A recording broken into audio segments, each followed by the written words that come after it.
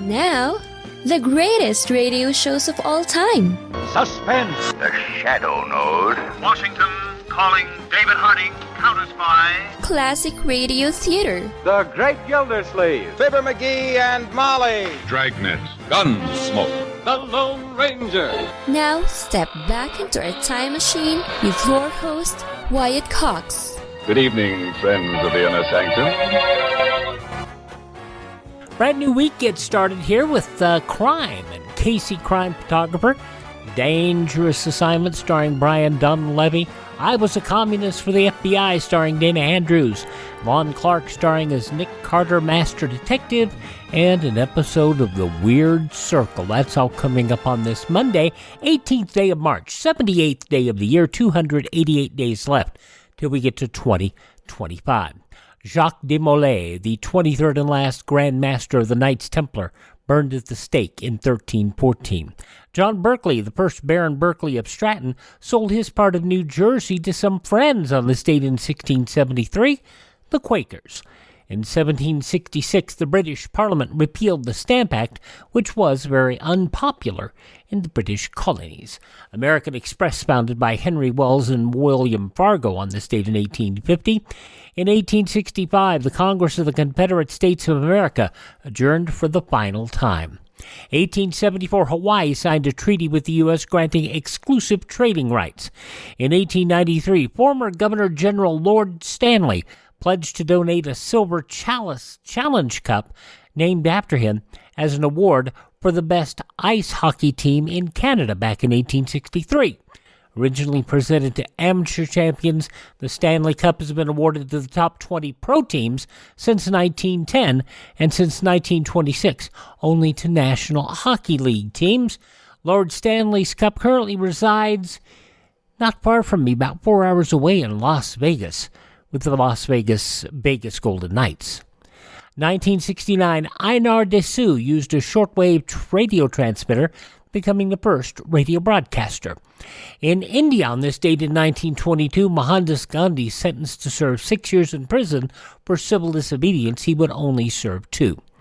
In 1925, a tri-state tornado hit the Midwestern states of Missouri, Illinois, and Indiana, killing 695 people, a rare event in the still mild March months.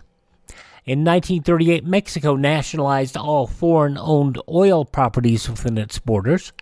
In 1940, Adolf Hitler and Benito Mussolini met at Brenner Pass in the Alps and agreed to form an alliance against France and the United Kingdom.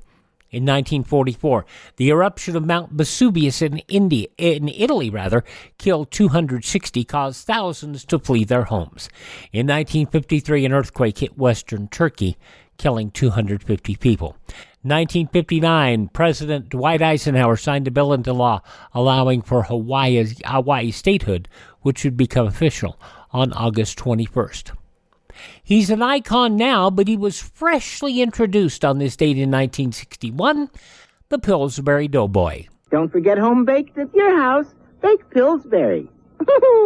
Now, the Doughboy, properly named Poppin' Fresh, was originally a product of stop-action clay animation. He's now created by CGI. In 1965, the first astronaut to walk in space did so on this date, as we hear from Radio Moscow. This is Radio Moscow. Here is the latest news about the Soviet spaceflight now in progress. At 11:30 this morning, Moscow time, one of the Soviet spacemen left the spaceship in outer space. Cosmonaut Alexei Leonov, leaving his spacecraft Volgograd 2 for 12 minutes, became the first person to walk in space. In 1968, Congress repealed the requirement for a gold reserve to back U.S. currency, and, this kind of led to inflation. 1974, most OPEC nations ended a 5-month oil embargo against the U.S., Europe, and Canada. In 1990, in the largest art theft in history, 12 paintings collectively worth about $300 million stolen from the Isabella Stewart Gardner Museum in Boston. More than 89 persons in over 20 states charged on this date in 2002 in the first phase of a nationwide crackdown on the proliferation of child pornography over the internet. Our investigation uncovered an estimated 7,000 members, including some 2,400 outside our borders, using email and the Candyman website to post, download, and share pornographic images of children. Attorney General John Ashcroft saying individuals identified as subjects in Operation Candyman included Little League coaches, a teacher's aide, a guidance counselor, school bus driver, foster care parent, and professionals in the medical, educational, military, and law enforcement fields. In 2003, about $1 billion taken from Iraq's central bank by Saddam Hussein and his family just hours before the U.S. began bombing Iraq in the biggest bank robbery in history. 1 year later, on this date in 2004, President Bush would thank the troops. In 1 year's time, Saddam Hussein has gone from a palace to a bunker to a spider hole to jail. President Bush addressing the troops in Fort Campbell, Kentucky on this date in 2004. In 2003, FBI agents raided the corporate headquarters of Health South Corporation in Birmingham, Alabama, on suspicion of massive corporate fraud led by the company's top executives.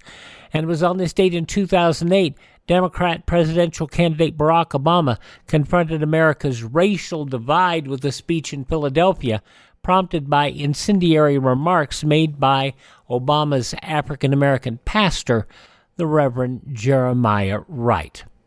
Passing away on this date in history, the opera singer Lawrence Melchior, psychologist, philosopher Eric Fromm, jazz trumpeter Billy Butterfield, the Mamas and the Papas John Phillips, computer pioneer Adam Osborne, journalist Bill Buttell from ABC, actress Natasha Richardson, also actor, businessman Fess Parker, wonderful guitarist, singer-songwriter Chuck Berry, and the Apollo 15 command module pilot Alfred Worden, all passing away on this date in history. Among those born on this date, the daughter of Henry VII of England, Queen Consort of Louis XII of France, Mary Tudor, Vice President, the number 7, John C. Calhoun, President Grover Cleveland, born on this date, the composer Nikolai Rimsky-Korsakov, Prime Minister of the UK, Neville Chamberlain, actor Edward Everett Horton, winemaker Ernest Gallio, I could sure use some about now. Singer-songwriter, no, I haven't had any yet, but I could sure use some, as I said.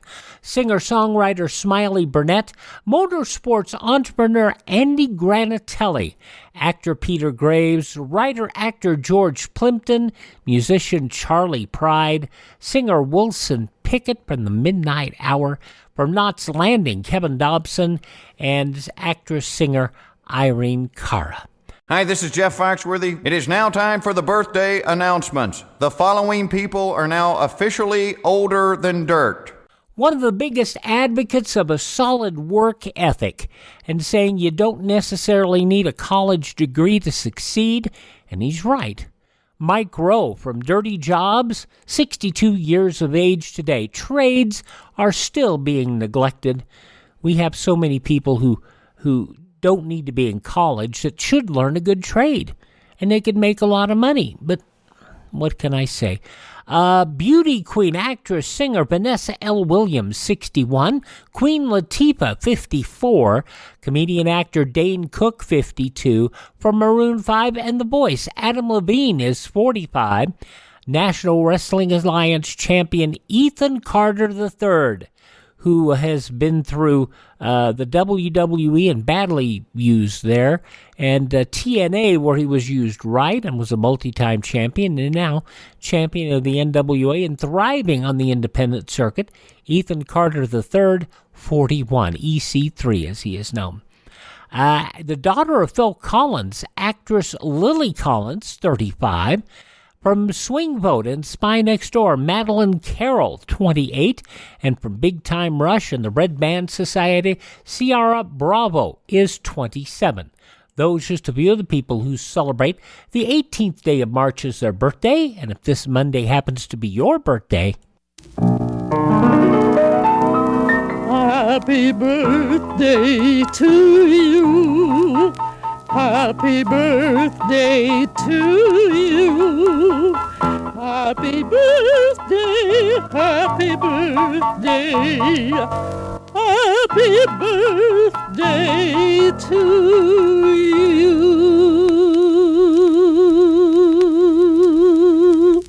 And on this Monday Classic Radio Theater with Wyatt Cox, we go back 76 years to start off March 18th, 1948. Casey, crime photographer, and Murder in Black and White. But first...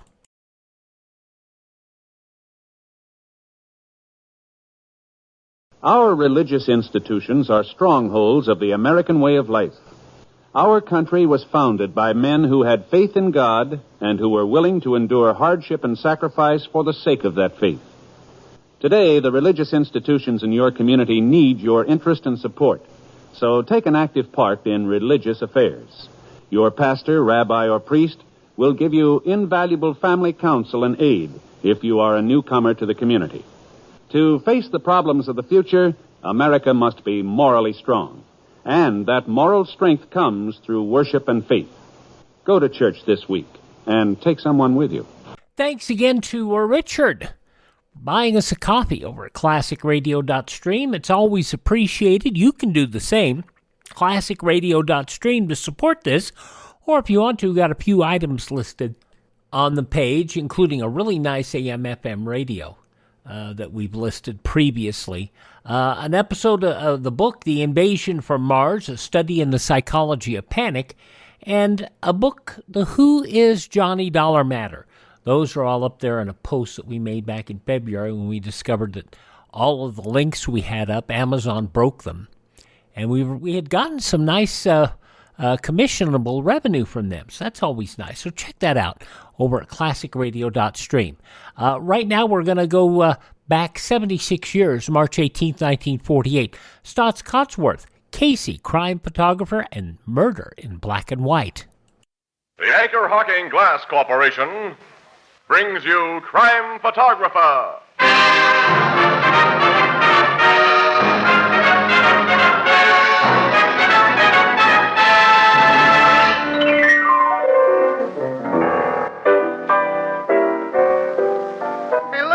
Casey, I found this sheet of paper with typewriting all over it. What does it say? Well, it's funny, just the same thing over and over. The quick brown fox jumps over the lazy dog. Well? Is that a code of some kind? No, that's what beginners write for practice. Well, why don't they write something that makes sense? Like what? Ha! Like Anchor Hawking, the most famous name in glass.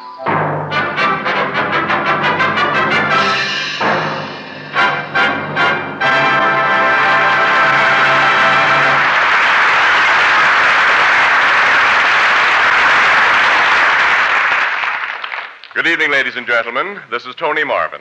Every week at this time, the Anchor Hawking Glass Corporation of Lancaster, Ohio, and its more than 10,000 employees bring you another adventure of Casey, crime photographer, ace cameraman who covers the crime news of a great city. Our adventure for tonight, Murder in Black and White.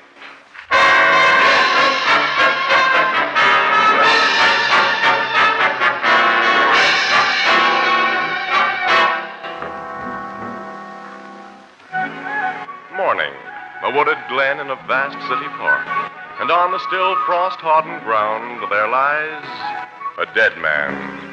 Detectives move methodically about the body. Beside it kneels a police surgeon. Watching him is Captain Logan of the Homicide Bureau, Ann Williams, reporter, and the man with the press camera is Casey. Aren't you almost finished, Casey? Yeah, Annie.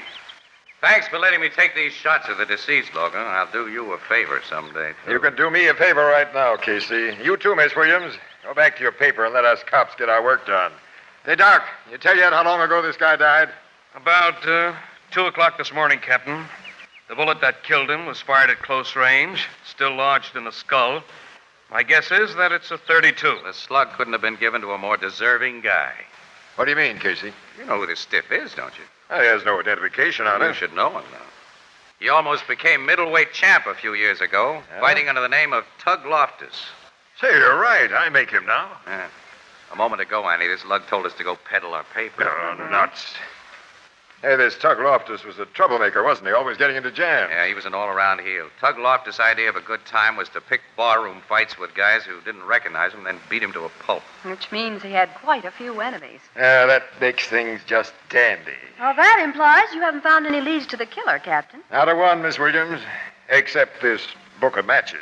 Book of matches? That was in his pocket. It's got an ad on it for the Briarwold Casino. And only 2 matches torn out of it, which may indicate that the Briarwold was the last place he was in before he came here and was bumped off. Where's the Briarwold? Well, that's a roadhouse out on Old Turnpike run by Jake Salwood and his cousin Lou, Annie. Who do quite a little bookmaking in connection with their cafe business. Yeah, that's right. You know, we met the Salwins last year, Ann, remember?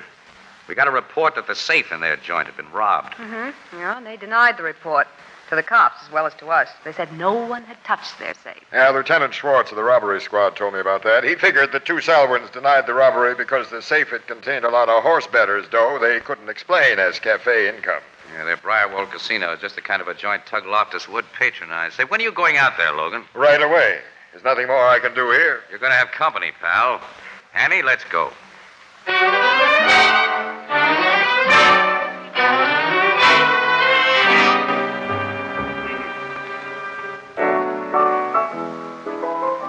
Hey, Walter, fix Mr. Snodgrass one of his specials. You know, with the little piece of pineapple in it? Oh, dear, that guy. Tell me, Casey, what did you and Miss Williams find out at the Briarwold Casino? Nothing, Ethelbert, nothing. Except that Tug Loftus was in the joint only a few hours before he was killed. Well, nobody there remembers him leaving with anyone who might have taken him to Lakeside Park and shot him. I wouldn't believe anything Big Jake Salwin said, or his cousin Lou. And neither would Captain Logan. He questioned everyone who works in the place. They all agreed Loftus left there alone? Yeah, they just don't remember. Well, had he picked any fights there before he left? Nobody had on other nights. Since that matchbook was the only clue, it don't sound like this murder will be easy to solve. How about that bullet that killed the guy? Doesn't match up with any gun that ballistics has on record. Well, we better get back to the office, Casey. Yeah, city desk will be paging us if we don't. Uh-oh, that may be them now. I'll see. Blue Note Cafe, Ethelbert, the bartender speaking. Yeah, Casey's right here, just a minute. I knew it. It ain't your city desk, Casey. It's one of the photographers in your department. That fella, Shapiro. Oh, yeah, give it. Shapiro. Hello, Shap. Who? No, I don't know any Mrs. McCluskey. What? Oh, yeah, I remember her now. A couple of years ago. She was a witness in a hit-and-run case. Yeah? All right, tell her to wait. I'll be right over. Thank you, Shep. So long. What is it, Casey? Old gal I met on a hit-and-run killing says she has something hot for me. Oh, you mean a tip? Yeah. It's probably about something unimportant, but come on, Annie, we'll see.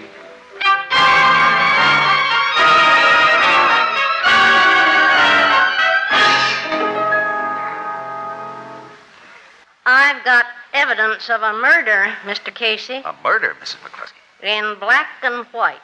Oh, well, that sounds very interesting. Tell me what you got. First, Mr. Casey, what do I get? What, you mean, Since I described that hit-and-run automobile to the cops a couple of years ago and got nothing for it, I found out that newspapers pay for what they call scoops. You was nice to me, Mr. Casey, so I'm giving you and your paper first chance. How much? Well, it all depends on what you have to offer. You interested in catching the murderer of that prize fighter, Tug Loftus? Tug Loftus? I got a picture of the killing, miss. What a picture. Casey. Is it worth $100 to your paper? Well, I'll say, city desk sets the price for exclusive tips, Mrs. McCluskey, but I'll guarantee you $100 if you've got what you say you have. I've got it. Well, let's see it. I get the 100? You get the 100 if. All right. This here envelope was in my mailbox this morning, so naturally I opened it. Later, when I put my glasses on, I seen the address is mine, but The name ain't mine. It's addressed to Mr. Max Treaty. Treaty, 121 3rd Street. 121 3rd Street is where I live, but no Max Treaty lives there. Well, go on. Well, inside the envelope was just this here camera snapshot. Nothing else.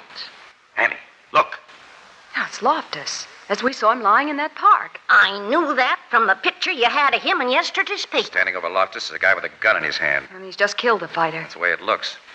It's a good profile shot of the killer, Ann. The face is clear even in this small print, and when I blow it up... It's worth 100, ain't it, Mr. It's Casey? worth 100, Mrs. McCluskey. I said I had evidence in black and white. Now, who do you suppose took that picture, Casey? And why? That's something we'll think about later. But I'll bet it was taken with an infrared flash bulb. A black light? Yep. The guy with the gun didn't see any flash. He didn't know that somebody was taking this picture. We've got to find this skinny, long-nosed guy with a gun, you know it? Oh, the cops will do that when we show them this. Sure, yes, and probably crab our exclusive. Before the cops learn anything about this, Annie, we're going to try to find him. How? Well, the picture, the guy this picture was addressed to ought to give us a hint. Well, Casey, he may be the killer. This picture may have been addressed to him as the first step in a blackmail scheme. Now, Annie, you're cooking on all burners. Let me see that envelope again. Yeah? Addressed to Max Treaty, 121 3rd Street. And the sender had the wrong address because Mrs. McCluskey lives there. And I live alone. Well, I'll look in the phone book. Yeah, do Maybe that, do Treaty's that. listed. You said you got this in the morning mail, Mrs. McCluskey? That's right. I wanted time to do some thinking. Yeah, about whether to put the B on us for that $100, huh? You said yourself it's worth it. Oh, I'm not reneging on that. I've heard of $1,000 rewards being offered for murderers, but in order to get it, you had to capture them yourself. Yeah, that makes a difference. So I figured... Hey, Casey, Max Treaty is in the phone book. Now, let me see it. Yeah, he lives on 3rd Street, all right, see? But his address is given here as 727. Yeah. Yeah, it looks like 121 on this envelope because this guy writes sevens that look like ones. That's something else for us to think about later, Ann. Well, let's call on Max Treaty. Right now, Ann. When do I get my 100? There'll be a check in the mail for you tomorrow morning, Mrs. McCluskey, for 200. 200? Yep, and thanks, and so long. $200? Drat it, I bet I should have asked for more.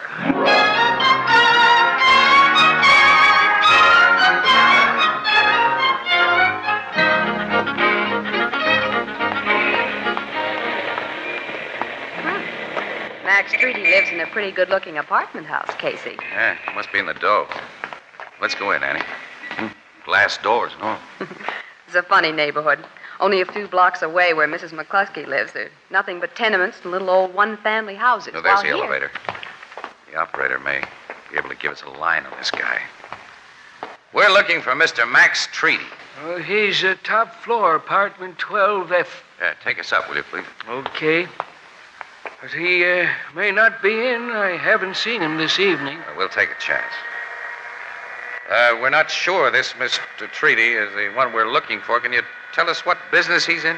I don't think he's in any business, mister. Oh, you mean he has an income and doesn't have to work? I really don't know. I'm not the kind who pries into the personal affairs of tenants. Oh, that's right. You don't look that type. How long has he lived here? Oh, about 8 or 9 months. Took a sublease on a furnished apartment. Does that tell you if he's the man you're looking for? Well, not quite, no. Is he a skinny guy, about 35 with a long nose? That's Mr. Treaty. Yeah, we've come to the right place, then. Oh, here's the top floor. Apartment 12F is the last door to your right. Thank you, pal. Well, you're quite welcome. Casey, the man in that picture is skinny and has a long nose. Yeah, and the elevator guy says that description fits Treaty. All right, here's 12F. I'll buzz the bell. If he's the killer, he'll be dangerous. What do we You'll do? have no reason to think we're on to him, Annie. Yeah. Nobody answers the bell. The elevator man said he hadn't seen him this evening. I don't hear any sound from inside. I'll try the bell again. Casey! Huh? Look there, under the door. Holy... Yeah, it looks like blood. It is blood. Seeped through from the other side. I'm getting into that apartment. Okay. Door's locked. This little strip of celluloid we burglars always carry. You can slip it? I think so. This is only a spring latch. There. All right, come in. Casey, there on the floor. I know, I see it. Let me close this door. We don't want any visitors here. Now, It's the man in that picture, Treaty. He's been beaten on the head. He's been dead for a couple of hours, I think. Body's almost cold, and this pool of blood is dry around the edges. His clothes have been searched. And the apartment. I'll say. He and this joint have been practically ripped apart. Oh, isn't this just swell? We came here hoping to crack one murder, and now we've got another. Yes. There's no black and white evidence to show who pulled this one.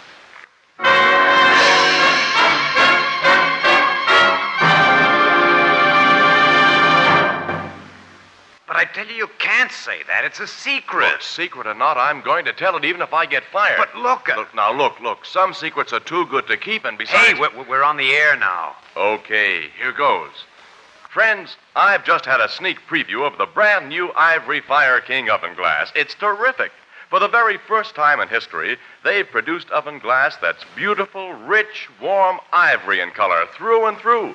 And it's even guaranteed against oven breakage for 2 long years. You've never seen such beautifully designed oven glass before. Classic lines, simple, dignified, as beautiful as any table china you could wish for, and rich, lovely, opaque ivory in color. You've done it. The cat's out of the bag. Well, I'll have to add that lovely new Ivory Fire King oven glass isn't on sale everywhere as yet, but it will be soon, and it's worth watching and waiting for. Oh, well, haven't you something else to say? Oh, yes. Friends, beautiful new Ivory Fire King oven glass is a product of Anchor Hocking, the most famous name in glass.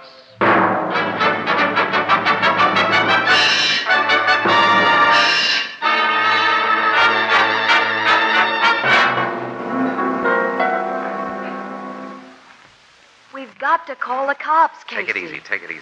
But have a look around first. You've already looked around. The murderer isn't hiding here waiting. No, he probably made his getaway right after he socked this guy for the last time. Friend Treaty took quite a beating before he was finally knocked off. How can you tell that? Look at the black and blue marks on him. Guy's got to be alive to bruise. Marks around his wrists and ankles. Must have been tied up quite a while. Yeah, I see. Apparently, the killer tried to make him tell where something was hidden. He wouldn't or couldn't tell, so the killer searched the joint. And how he searched. All the stuffing's been pulled out of the chairs, and the mattress has been ripped open. Treaty's clothes got it going over, too. Linings cut, the soles of his shoes all split. Hey, this must be the stuff that was taken out of him and examined. Look at that wallet, fountain pen, cigarette case, revolver. Don't touch anything, Casey, until Who's the cops... touching anything? I'm only looking. It's a revolver.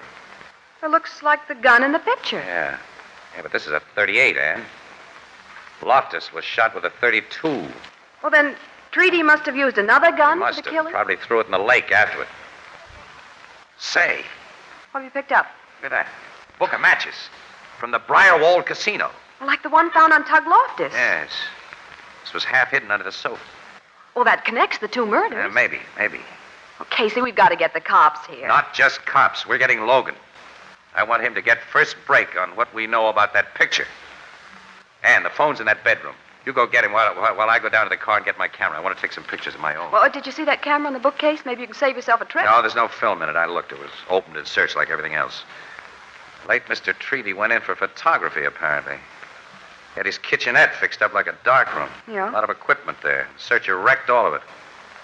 All right, call Logan while I go for my camera. Oh, wait a minute, Casey. What? Didn't he tell us he wouldn't be at headquarters till midnight? Yeah, we'll call him at his home. He has a new phone number. What is it? I'll write it down for you. Where's my pencil? Take mine. Thanks. Oh, well, I'll be. Oh, you've broken the point. I know it. Well, I use this fountain pen at Treaty. You shouldn't touch anything. This pen isn't going to tell the cops who killed him, Annie. It's a nice point. Write's easy. All right, here's Logan's number. Call him as soon as you finish with City Desk. Yeah, I will. Casey, don't stick that pen in your pocket. Oh, I'll need it to make out my film sheets. Don't worry, I'm not stealing from dead guys. The pen will be put back later. If you think of it, I'll go phone. Ann. Yeah? Give Logan the lowdown about that picture and about everything else. Except, don't tell him about the matchbook we just found. Why not? Well, cops have no appreciation of the newspaper racket. We'll lose our exclusive. We'll go out to the Briarwold and follow it up by ourselves.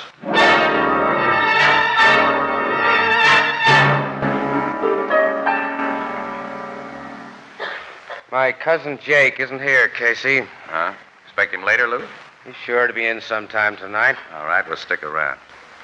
Maybe you can give us some information. Information? About the Tug Loftus thing. Jake and I have already told the cops and you newspaper people all we know about that.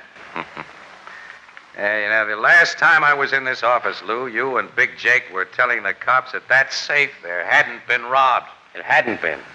We still don't know where they got that crazy report. Anyway, the tipster told the cops that he heard Big Jake squawking about the loss of $50,000. Their tipster lied. That safe's never had more than a couple of thousand in it. And that's a big take from a cafe business like ours. Yeah, from your cafe business. Lou, what would you know about a guy named Treaty? Treaty? Mm-hmm. Max Treaty. Why do you ask? We understand he's been a customer of yours. He was once a bartender here. A bartender? Why did he tend bar here? Till about a year ago, Jake fired him. Jake, huh? After I'd caught Treaty holding out on the cash register. What? Jake only fired him for that? You know Jake. The guy left here minus a few teeth. Why are you curious about Treaty? He was murdered this afternoon. Murdered? Uh-huh. Was Treaty here the night Loftus was killed, Lou? I think he was. Had he ever had any run-ins with Tug Loftus? Yes, about a month ago, Loftus slapped him around in the bar, and Treaty said he'd get even. That was just talk, of course. He knew he didn't stand a chance against that tough pug. We have reason to believe he made his chance. That he killed Loftus. You have? Yeah. We got a photograph showing him doing it. Casey. It's all right. Can't be any secret about it, Annie. It'll be on page 1 of this morning's edition. That'll hit the streets in a couple of hours. Where did you get such a photograph, Casey? Oh, we just got it. You and Jake both use this desk, Lou? Yes. Somebody scribbled some figures on a scratch pad here. Is that your work? Why do you ask? Oh, just curiosity. Can't make out whether some of the figures are meant to be 1s or 7s. Jake makes his 1s that way. Jake, huh? How about his 7s? There are no 7s among those figures. Show me how Jake writes his 7s, Lou. Why? Your nervousness about these figures makes me want to know. Here, take this pen and write. What? That pen? Yes, you recognize it. It's Treaty's. And this is a gun. I see it's a gun, Lou. All right. A .32 snub-nosed revolver. I'm not so sure how much you two know, but I think it's too much. You've reminded me of a bet I missed. What did you find in that pen, Casey? I didn't look for anything in the pen. Well, maybe I missed a bet. Look now. Pull the cap off and see if there's anything inside. Okay. Hey, there is some. What? I'd say it's a rolled-up film, a negative. Take it out. Okay.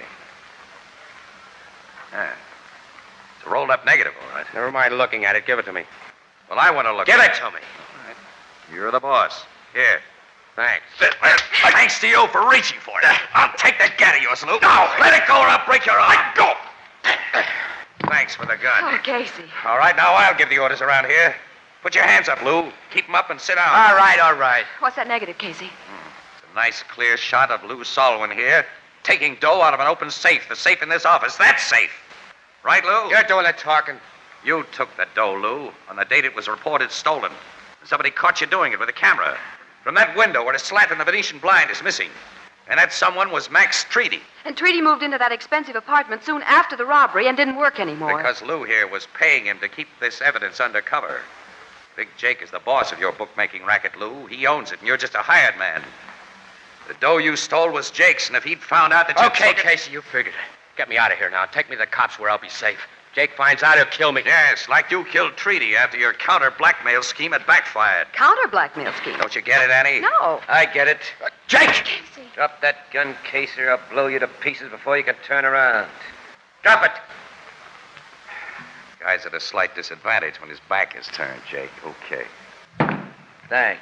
You're outside the door? Yeah, listen. Jake, I swear. I said I'd been listening, Lou. I didn't say anything. Casey did the talking. And he doped things out swell. You took that $50,000, you dirty louse. $50,000 of my dough. No, Jake, no. I'm gonna pay you off, Lou. Don't shoot! He shot him. Sorry I had to do it, miss. You've done a crazy thing, Jake. You go to the chair for this. I don't think so, Casey. The cops get here, they're gonna find you and this lady dead, too. Sorry, sister, but that's the way it's gotta be. You and Casey will be shot with Lou's gun. My gun will be found beside Casey. The cops have figured that Lou tried to make a getaway, that you shot it out. I'll call the cops myself, start them on that theory. It won't work, Jake. I'm betting it will. Betting's my business. Oh, just pick up Lou's... I got it first, Jake! Lou wasn't dead. He shot him. Lou! He's passed out again. All right, I'll get their guns before either one pulls a second recovery. Now, Ann, pick up that phone and call the cops while I watch these guys. Right, Casey. So much I don't understand. Where does Treaty fit in now? Treaty didn't kill Loftus. Well, that picture proves he did. The evidence is there in black and white. Black and white aren't true colors, kid. Not true? No. And pictures themselves can lie. I don't get it. Hello? Headquarters, connect me with homicide, please. Casey, tell me, what do you mean? Well, I'll explain the whole works, Annie, after I take some pictures of Jake and Lou that'll be really on the level.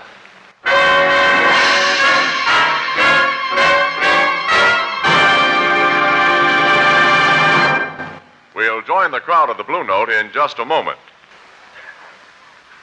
Here's some really good news for the millions of people in the United States who prefer their beer and ale in clean, sanitary glass, as Americans have preferred it for more than 100 years. You can now buy your favorite brand of beer and ale in a new kind of glass bottle, a lightweight, compact glass bottle that requires no deposit and that never has to be returned. Think of it. No more piling empties in the corner. No more carting them back to the store. No more complicated beer bottle bookkeeping. When you've finished your beer or ale, you simply discard the bottle as you would any other food container. And here's another thing. The new Anchor Glass one-way, no-deposit bottles are light in weight, easier to carry home, and they take up less room in your refrigerator, too. So next time you buy beer or ale, demand it in sparkling clean Anchor Glass one-way, no-deposit bottles. Product of Anchor Hocking. The most famous name in glass.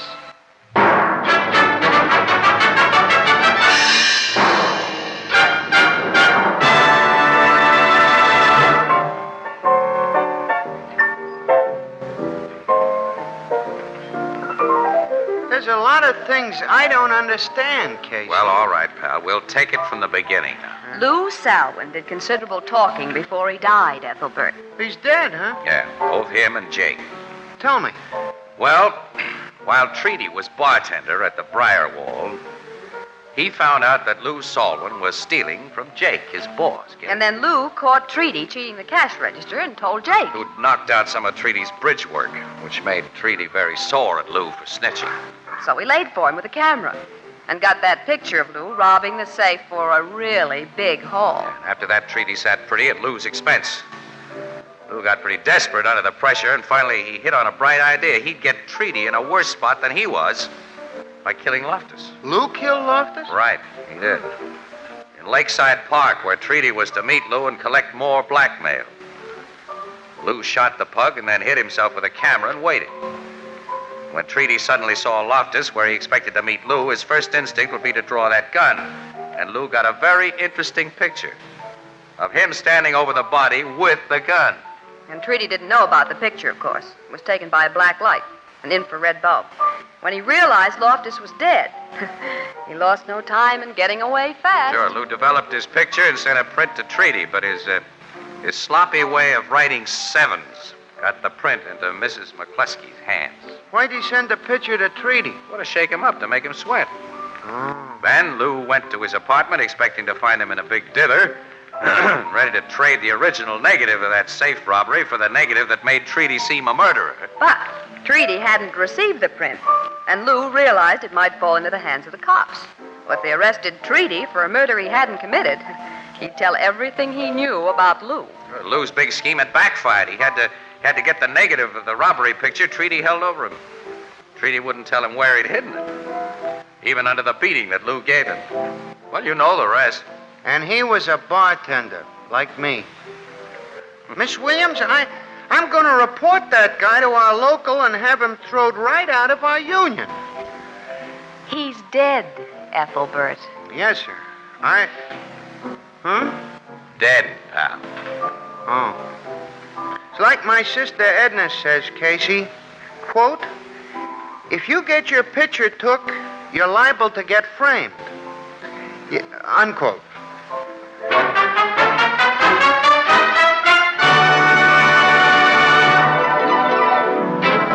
Crime Photographer, starring Staats Cotsworth as Casey, is written by Alonzo Dean Cole. It is brought to you each Thursday by the Anchor Hocking Glass Corporation, makers of Fire King Oven Glass. Anchor glass containers, Anchor caps and closures. All products of Anchor Hocking, the most famous name in glass.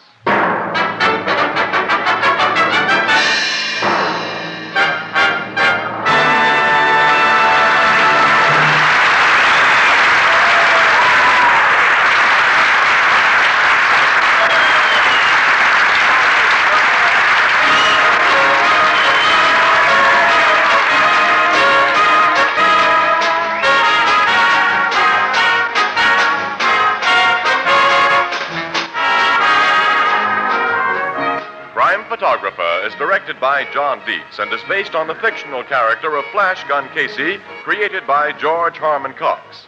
Original music is by Archie Blyer, and the program features Miss Jan Miner as Anne and John Gibson as Ethelbert. Herman Chittison is the Blue Note pianist.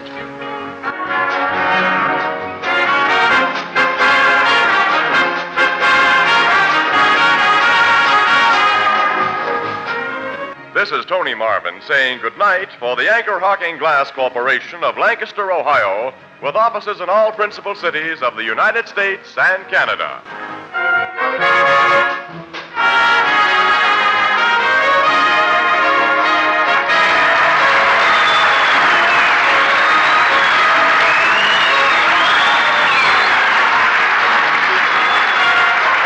This is CBS, where 99 million people gather every week, the Columbia Broadcasting System.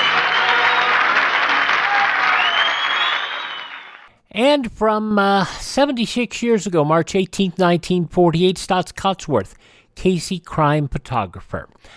In a moment, we will start a couple of shows from this date 71 years ago, March 18, 1953, starting with Brian Donlevy and another dangerous assignment.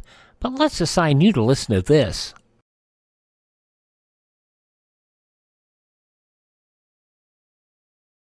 There's a price tag on almost everything. Whether you drive a shiny new 1952 model or a pre-war jalopy, you had to pay the price. And when you're driving that car, remember that speed also has its price. The price tag on speed violations last year was 15,000 killed and 500,000 injured.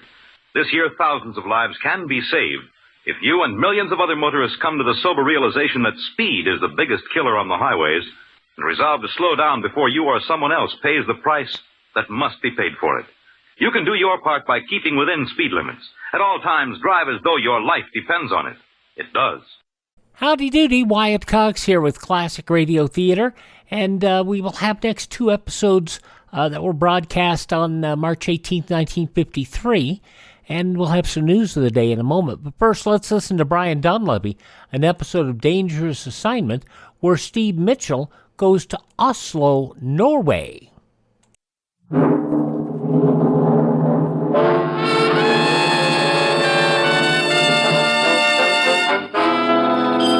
Dangerous Assignment. Transcribed starring Brian Donlevy as Steve Mitchell.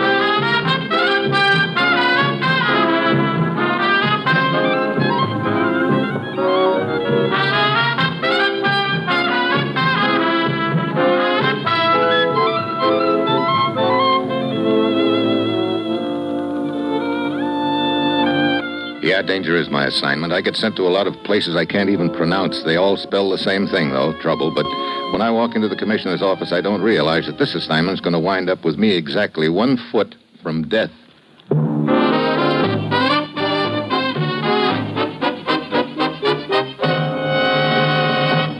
Morning, Commissioner. You sent for me? Steve, I've arranged an appointment for you in Oslo, Norway tomorrow night. Oh? Who am I supposed to meet? We won't know until he shows up. Room 21, Hotel Engar. Is this going to be a friendly meeting, or are things apt to get rough, Commissioner? We've been after this man for a long time, Steve. He heads an organization known as the Bureau, an international clearinghouse for stolen information. Sounds like big business. It is. This man has agents operating in every European capital, as well as here in the United States. They pick up any secret information they can buy or steal. funnel it back to the Bureau, where he sorts it out and peddles it to any nation interested. I see. So why is he going to show up at the Hotel Engar in Oslo? He's bringing a payroll. He's to turn over $50,000 to a man representing his agents in this country. And how did we find this out? Our boys grabbed this representative in New York last night as he was about to board a plane for Europe. He talked plenty. I get it. So I take this gent's place and go on to Oslo to meet Mr. Big. Wait a minute, Commissioner. Won't it sort of complicate things if Mr. Big knows what the courier looks like? He won't. A different man is sent for the payroll each time. And the man we have in custody has never met the big shot. Okay, what name do I use? Francis. You're kidding. Nick Francis. That's the courier's name. Get over to Oslo, Steve. It's vitally important we nail the head of this organization. Well, that's it. You've got your assignment. Good luck.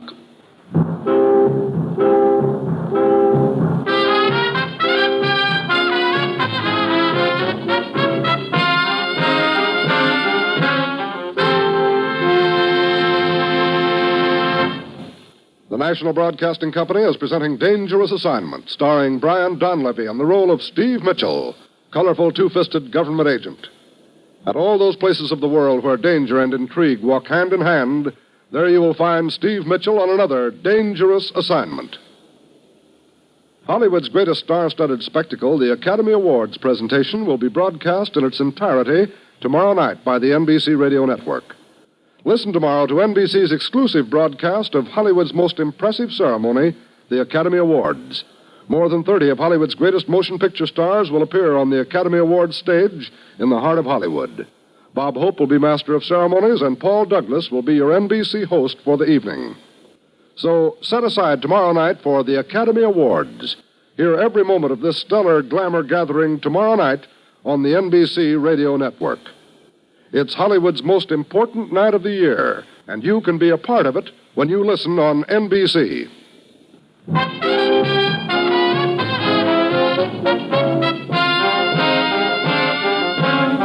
Sure, I've got my assignment. Get over to Oslo, Norway under the name Nick Francis and keep an appointment with a gent who heads an international information ring.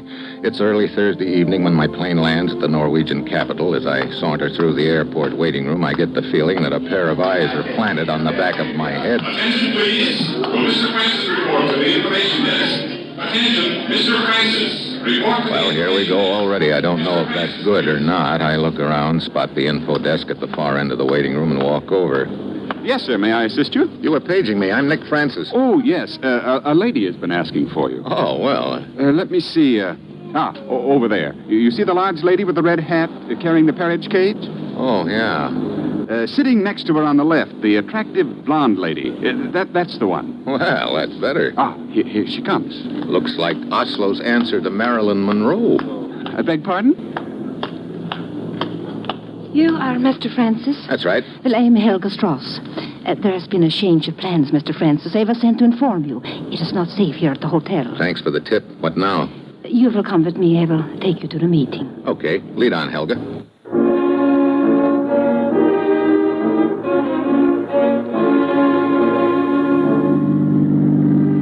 Outside, we ease into her car and drive off. During the next 10 minutes, she doesn't volunteer much information, and I don't ask. Finally, she wheels the car to a stop in a small side street in a quiet neighborhood. I follow her down a winding path and around to the front of an old, dilapidated house. We push through the rickety front gate and up onto the porch. Hey, place kind of dark. Doesn't seem to be anyone home. Wait here. I will go around to the back. Want me to come along? No, you wait here. I light up a cigarette and wait. A couple of minutes go by, and then I happen to spot something partially hidden in the weeds not far from the porch. I go down and pick it up. It's a small sign on a post, and I know just enough Norwegian to read it. For sale.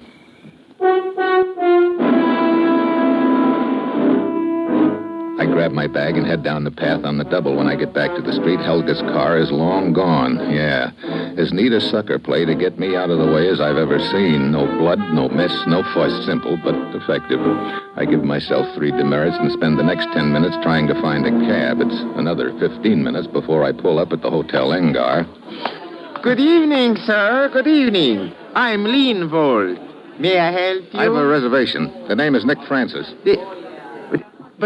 But how can that be, sir? Look, what goes? But Mr. Francis is already in his room. What? Yes, sir. He checked in an hour ago. Went upstairs immediately.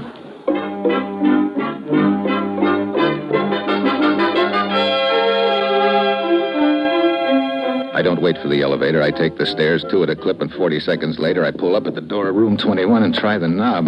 The door's unlocked. There's a gent curled up on the floor, probably the phony Nick Francis. He has a surprised look on his face. I guess he wasn't expecting the knife that's buried in his back.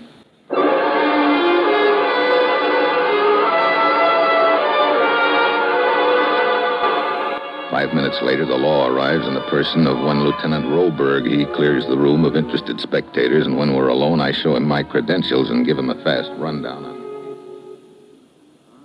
Then our killer could have been the man you are seeking, the head of this so-called bureau. Right. He walks in, recognizes this gent as a phony, and slips him the knife. Another possibility, Mr. Mitchell. What if he knew or suspected the man in the room here was an American agent? I don't see how he could have found that out, but it's a thought, and not a very pleasant one. I found this in his pocket. A key? Fits a locker, I'd say. There's a number stamped on the back, also a manufacturer's mark. Yes. I do not think this will be difficult to trace.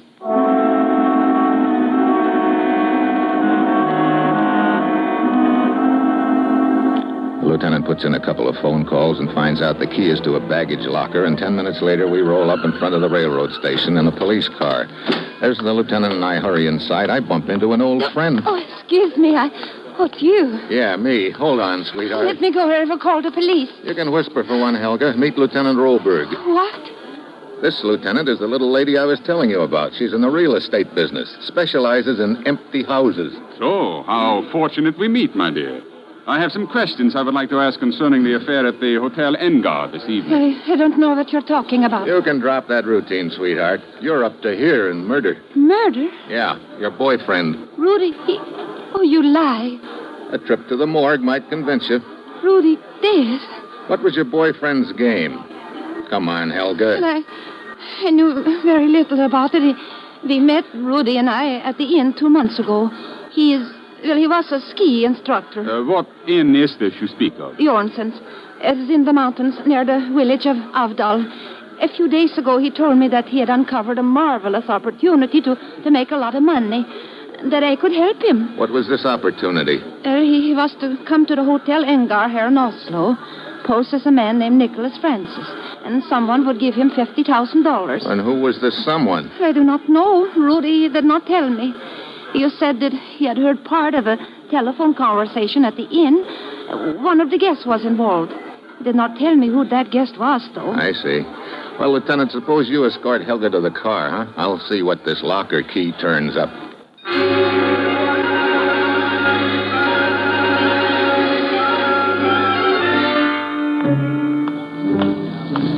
Over here, Mr. Mitchell. Where's our girlfriend? In the car. My man is with her. Here's the stuff I found in the station locker. Small traveling bag, clothing. Also a wallet and identification papers. Checks with what Helga told us. I see. Well, come, let's go back to headquarters then. You go on, Lieutenant. I've just bought a train ticket to Avdal. You are going up to the inn? Yeah. I'm interested in the guests staying there, or one of them anyway. I'd like to find out which one took a little trip to Oslo today. Having rid himself of Rudy, you think he has gone back to the inn? Maybe. Probably to set up another contact with Nick Francis. I see. But suppose our killer knew that the man he was to meet in that room was an American agent. Instead, he finds Rudy, whom he recognizes as the ski instructor. He kills him because, obviously, Rudy knows too much. Go on, Lieutenant. There is still the American agent to be disposed of. You. The killer hurries to the airport to contact Nick Francis, perhaps by the same method the girl used. Only she beats him to it, but he gets a good look at me. And now if you show up at the inn... Yeah, I'm a dead pigeon. That is if your theory is right. If you're wrong, I'll see you around, Lieutenant.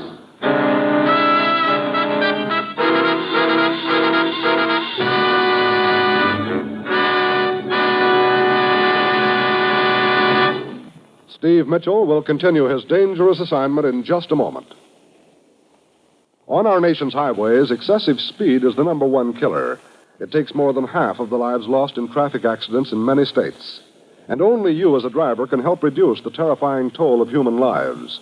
Obey the signs of safety, the signs along the highways which indicate lawful speed limits. But when road conditions are hazardous, slow down for safety's sake. Many times the posted limits are not the safe limits. Remember that at 60 miles an hour, your car moves 88 feet per second, and it only takes a moment for trouble to loom up out of nowhere. Take a tip from the professional truck drivers, the men who drive for a living, and stay alert. Keep your eyes on the road ahead, where you can see accidents threaten before they can happen, and avoid rushing headlong into that fatal accident. Obey these few good rules for safe driving. Keep alert, keep your eyes on the road ahead. And remember that driving is a full-time job. Then slow down, for the life you save may be your own.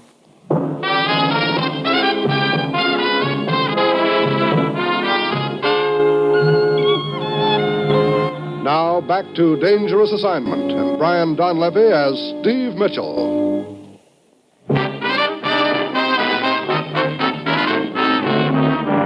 Well, at this point, it looks like Rudy, the ski instructor at Jorson's Lodge up in the mountains, decided to deal himself into the card game by posing as Nick Francis to collect a payroll from the boss of an international secret information ring, which, of course, is what I'm trying to do also in order to nab the boss. But Rudy got himself dealt a knife in the back, which, of course, doesn't exactly relax my shoulder blades any. Right now, though, it looks like my best chance of finding the killer is up at the inn, so I hop the next train. 2 hours later, I get off at a small village at the foot of a mountain.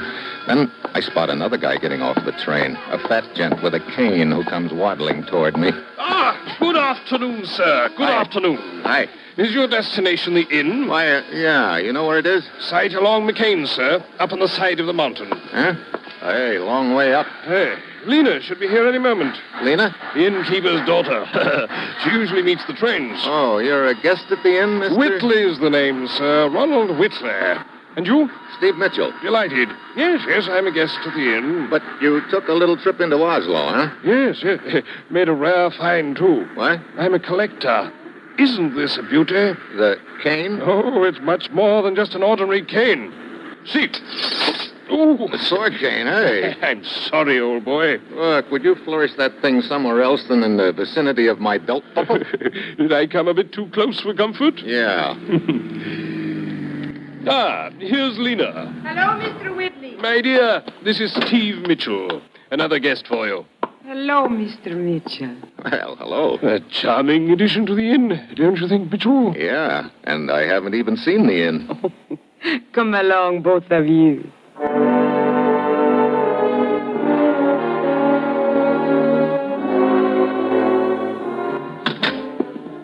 This is your room, Mr. Mitchell. Very nice.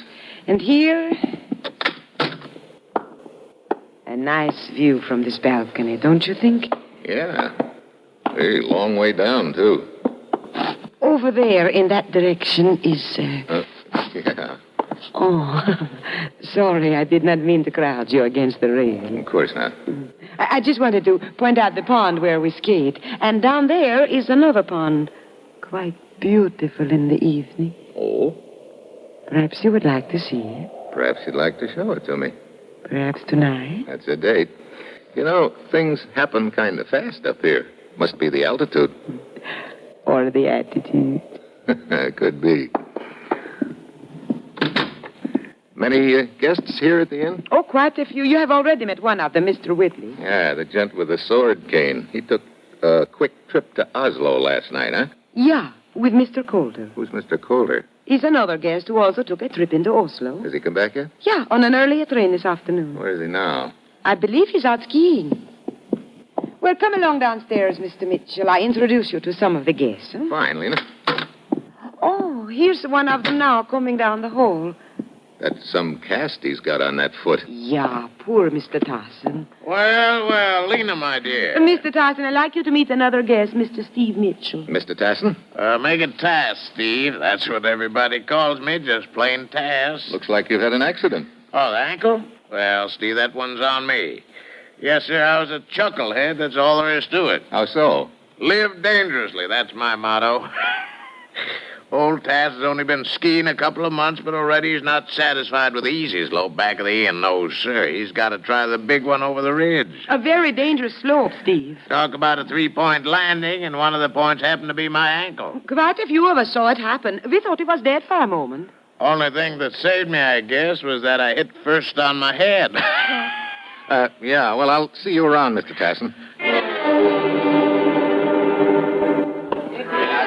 I wander around the inn, sizing up the guests, and of course I'm wondering about that cast on Tassin's ankle, and if it's legit, but I find out real soon that it is. One of the guests is a doctor who set the ankle, and he tells me it was broken in 2 places. That sort of crosses Laughing Boy Tassin off my list, because the gent I'm after killed Rudy in Oslo, and Tassin hasn't left the inn. That sort of focuses attention on Whitley, the sword cane artist, and Cooler, who's still out skiing. Also, I'm wondering about that quick date Lena made with me for tonight. She could be involved, too. Towards night, I wander into the lounge. Steve? Over here by the fireplace. Oh, Tassin. All right, come on in and join us for a drink, huh? Take the chill out of your bones. You know Whitley, Steve. Sure, he made quite an impression on me earlier with the point of his sword cane. You are enjoying your stay here, Steve? Yeah, What is it, Steve? Nothing. I'll be back. What starts me moving is the sight of a man starting down the stairs. It's Lindvald, the clerk from the Hotel Engar in Oslo. As he reaches the bottom of the stairs, he spots me and ducks out a back door. I pound after him. Outside, he's nowhere in sight. I circle around the inn a couple of minutes, but there's no sign of him, and the snow is too cut up to do any tracking. Then, as I round the corner of the building... Hey, Lieutenant Roberg from Oslo, what are you doing here? I went to the Hotel Engar to question the clerk Lindvall again about the times involved in Rudy's murder. They told me Lindvall had been taken ill suddenly. As I was leaving, I observed him coming out of the rear entrance. I followed him to the depot. And then here, huh? Come on, he can't be far. If Lindvall is involved, Mitchell, that means... Hold it. What's the matter? Sounds like an engine of some sort. The ski lift. Lindvall's going up the slope in one of the seats. Come on. We head for the ski lift, but halfway up the slope, Lindvall spots us and jumps off. We start after him. It's slow going in the snow, but we gain on him. Then over the ridge, he comes to a deep crevice. He tries to jump across, but he doesn't make it. Mitchell! Yeah, that takes care of Lindvald. Look, I figure he was just a stooge in the deal. Also, the people at the inn can't possibly know he's dead. So? So we're going back to the inn and set a little trap. If it works, I hook the boss.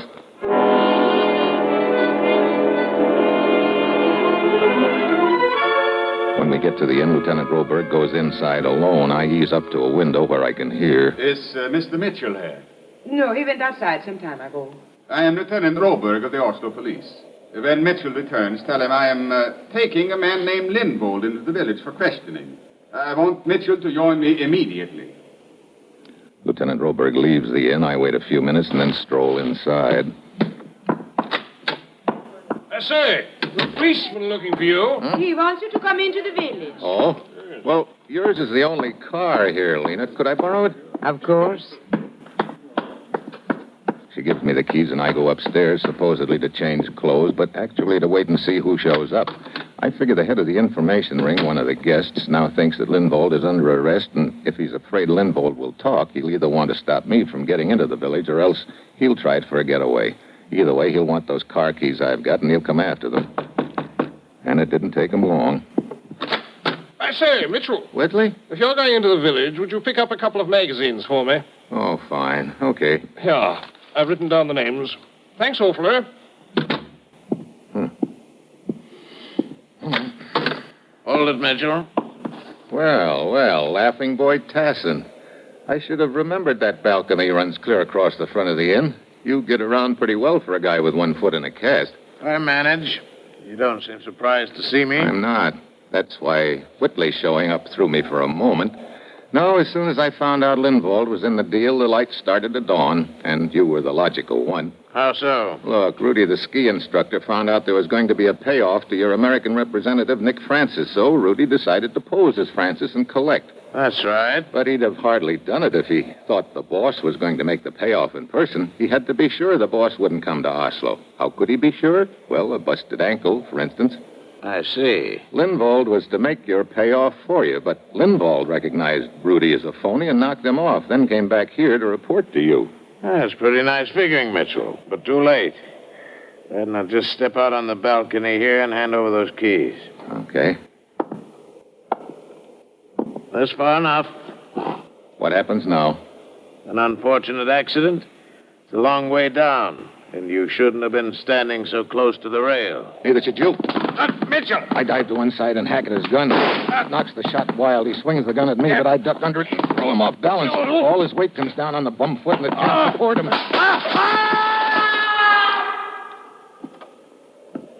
Oh, brother. Mitchell? Mitchell! I double back as you suggested. Hello, Lieutenant. That was Tassin? Yeah, he took the big drop, just like his stooge, Linvald. I guess that's what you call 2 falls to a finish.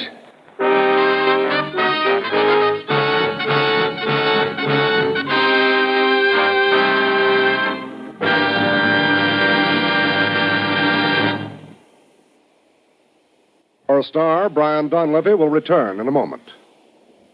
Remember, tomorrow's the night for NBC's exclusive broadcast of the fabulous Academy Award ceremonies over this station. Listen and hear the glamour and glitter that is Hollywood's biggest night of the year, Academy Award night. Hear Bob Hope as Master of Ceremonies and Paul Douglas as NBC's host for the evening.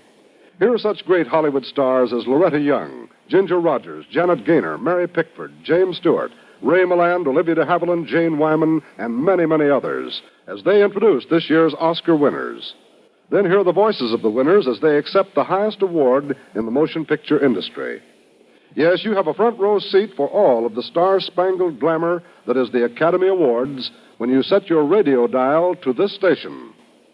This is the Academy's Silver Jubilee year, and all of Hollywood wonders who will win the Oscars. You can hear each award presented tomorrow night.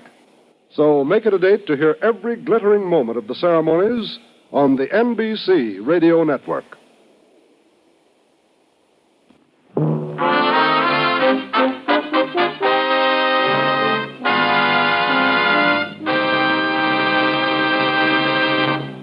Next week, Lisbon. A guy who didn't want to get arrested and a girl who did. And that will be Steve Mitchell's dangerous assignment next week.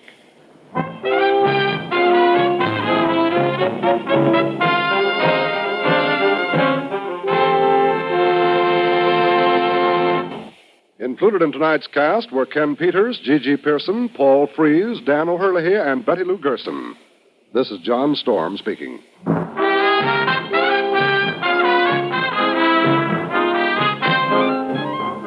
Dangerous Assignment, starring Brian Donlevy as Steve Mitchell with Herb Butterfield as the commissioner, is written by Bob Reif and Adrian Jandot and is directed by Bill Karn.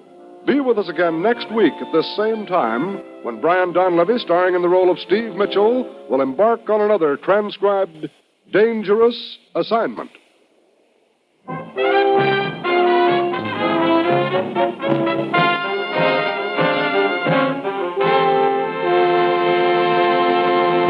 From Wednesday, March 18th, 1953, 71 years ago, Dangerous Assignment.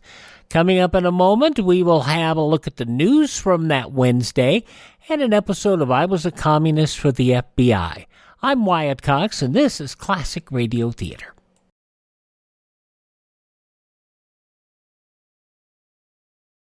Everyone who works for a living knows that illness or injury may keep them from earning a living. Today, more than 9 out of 10 American workers are covered by Social Security, and each one should know that if he becomes severely disabled, he and his family may be eligible for monthly Social Security disability payments. More than 1 million people are now receiving benefits each month under this program. For more information about Social Security disability benefits, write to Social Security, Department 15, Hollywood 28, California, and ask for a free copy of Booklet 29 called If You Become Disabled. Thank you for making us a part of your Monday here on Classic Radio Theater with Wyatt Cox. We just heard an episode of Dangerous Assignment. In a few minutes, I Was a Communist for the FBI. But let's take a look at the news headlines from that Wednesday, 71 years ago, March 18th, 1953. Alaska-based U.S. Air Force plane on a routine mission fired upon by a MiG-15 jet fighter Sunday and shot back in the third international incident in a week involving Russian-type planes. The Air Force, disclosing the air fight, said a long-range B-50 was intercepted by two MiGs over international waters 25 miles east of Kamacha Peninsula, 2,000 miles from its Eielson Air Force Base. While one of the MiGs hovered overhead, the Air Force said in the announcement, at Anchorage and in Washington, the other fired on the American plane. The B-50 returned fire. There appeared to be no damage to either craft, according to the Air Force. The time of the flights estimated at 9 p.m. Eastern Time on March 14th and 12:30 p.m. on March 15th at the scene. Plane flew from Eielson Field near Fairbanks, the Air Force said. The scene of the action, located at around 100 miles east and slightly north of Petropavlovsk, Russian military base on the southern tip of the Kamchatka Peninsula. Officers' crew not immediately available for interviews. In Berlin, Soviet zone President William Plek has pleural pneumonia. And according to German sources, the anti-Red Fighting Group Against Inhumanity reported the plump, white-haired communist leader, 77, a patient in an East German hospital. President Eisenhower's first government reorganization plans, making a new cabinet-level department of the Federal Security Agency, approved by the House Governmental Operations Committee yesterday, 17-12. Now, the close vote came as a surprise, but committee members said the 12 Democrat no ballots more of a protest against the speed-up feature than opposition of the reshuffle itself. One Democrat joined the 16 committee Republicans to put the measure through. Henry W. the Dutchman Grunwald pled guilty yesterday to a charge of contempt of Congress, given a chance to lighten his own sentence. Washington mystery man and wire puller could receive up to a year in jail and a $1,000 fine for his refusal to testify in a congressional investigation of tax scandals. Soldiers shaken by a man-made atomic earthquake yesterday, but came out of the sheltering trenches and marched forward against the very fringes of the blast area. Of 1,000 troops and 500 military and press observers, not one was scratched or burned or suffered ill effects from radiation. They think now that the troops, instead of crouching in foxholes at yesterday's distance of 2 miles from the blast, could remain above ground at that distance, protecting themselves only by stretching prone. Samples of family automobiles, big expensive ones, cheaper models, destroyed, damaged, just dented, or untouched, depending upon their proximity to the bomb. Curiously, cars at a distance of a mile or two, which had their windows closed, suffered pushed-in roofs, but those with windows open escaped the damage. Equalization of the pressure wave from the explosion saved the open-windowed test cars. Soviet delegate Valery A. Zorin has been ordered to do nothing about picking a new UN Secretary General until Andrei Y. Brzezinski returns to the UN March 26 from Moscow. That, according to informed sources. This report aroused the obvious speculation that ex-Foreign Minister Brzezinski, who will take over Zorin's post as permanent delegate, coming back with fresh instructions from the new government of Prime Minister Georgy Malenkov. Now, while looking for a water leak in his shed at Leamington-on-Tyne, a British subject lit a candle. After he regained consciousness the following day, hospital authorities told him he'd found a gas leak. Now, when his wife yelled fire, a Detroit man didn't hesitate. He leapt from the second-story bathroom window in his home, nursing a broken kneecap. When his spouse walked calmly out the door and informed him it was just a mattress that caught fire. Customs clerks at Frankfurt, Germany, demanded that a balking Arab air passenger open a wooden box he was carrying, only to find a mousetrap inside. He said, surely you don't expect to find mice in Frankfurt hotels. He said he wouldn't be the first time I've ever seen without mice. Or they would be the first one he'd ever seen without mice. And the way a Mangum, Oklahoma accountant figures it, 5 million Russians have tied the world record for the 100-yard dash.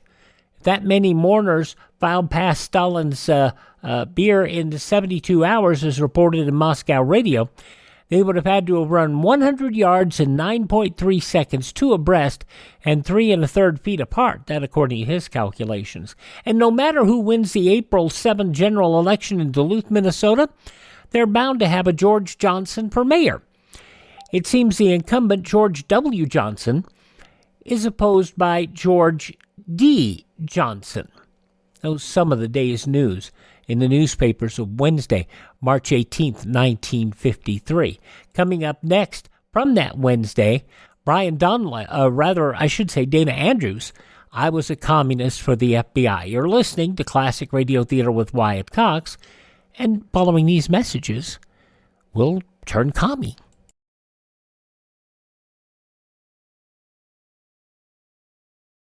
Not all careless drivers have accidents, but many such careless drivers cause accidents. A woman driver who drives slowly down Main Street while doing a little window shopping is a menace. So is the man who insists on telling the people in the back seat of his car about his poker game last week. It's no wonder that ordinarily cautious drivers start to lose their tempers and take dangerous chances to pass these careless drivers. When an accident results, the person who caused the accident probably won't even be touched. So the National Safety Council says if you want to window shop, get out and walk. If you are too busy describing one of your sterling feats to pay any attention to traffic, get out and walk. The driver's license you have does not give you the right to endanger the lives of your passengers or other human beings. Driving can be dangerous. Keep your mind on what you're doing, or walk.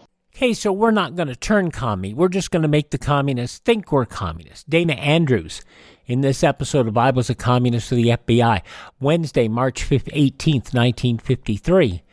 The Red Waves. I was a communist for the FBI.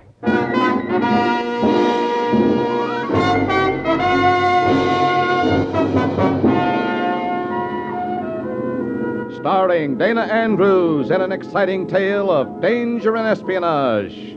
I was a communist for the FBI.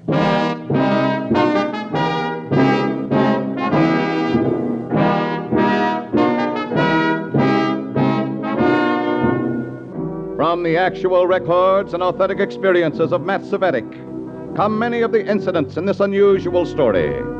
Here is our star, Dana Andrews, as Matt Cvetic, who for 9 fantastic years lived as a communist for the FBI.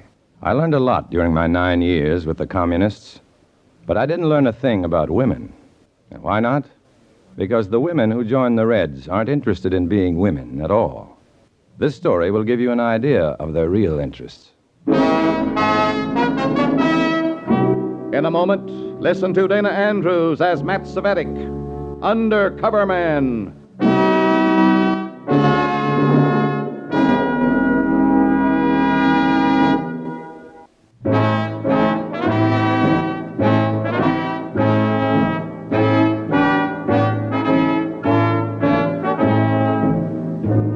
Here is Dana Andrews as Matt Cvetic, Undercover Man. This story from the confidential file is marked The Red Waves.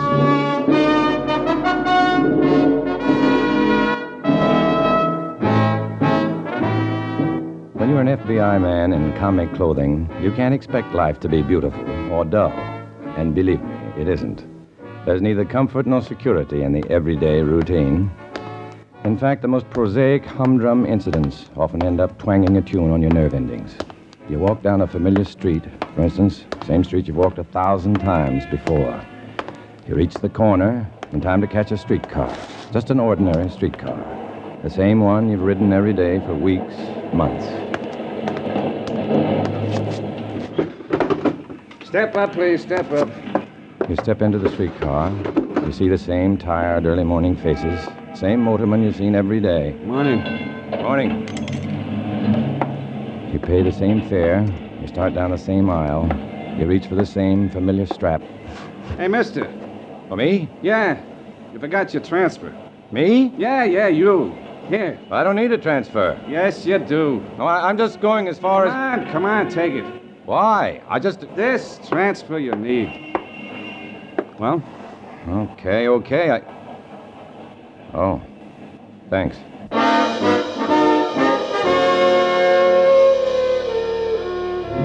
I took the transfer and looked at it. Just an ordinary streetcar transfer.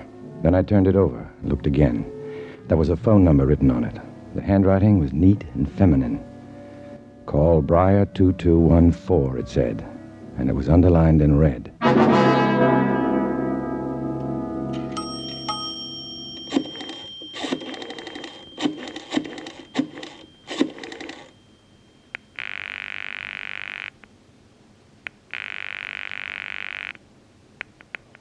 Hello? Oh, hello. Is this Briar 2214? Yes, it is. Well, this is Matt Savetic. Oh, yes, Comrade Savetic. How are you? I'm fine. Fine. Who is this, please? I've heard so much about you lately. Comrade Lorenz has nothing but praise for you. Lorenz. Is Lorenz in town? Mm-hmm. We were sent here together. Are you free tonight? Well, I'm staying at the Royal Terrace Apartment Hotel. Can you be here about 9? Well, I guess so, if it's important, but I... Terribly important. I'm in apartment 402. See you at 9. Oh, wait a minute. I don't even know who you are. Hello? Hello?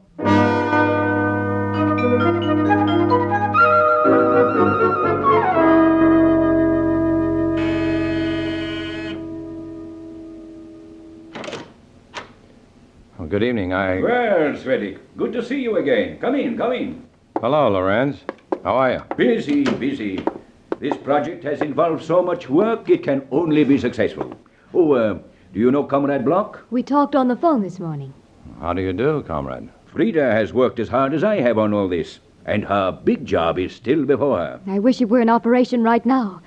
I'm getting the jitters. Just remember, Frida, that emotions are self-defeating.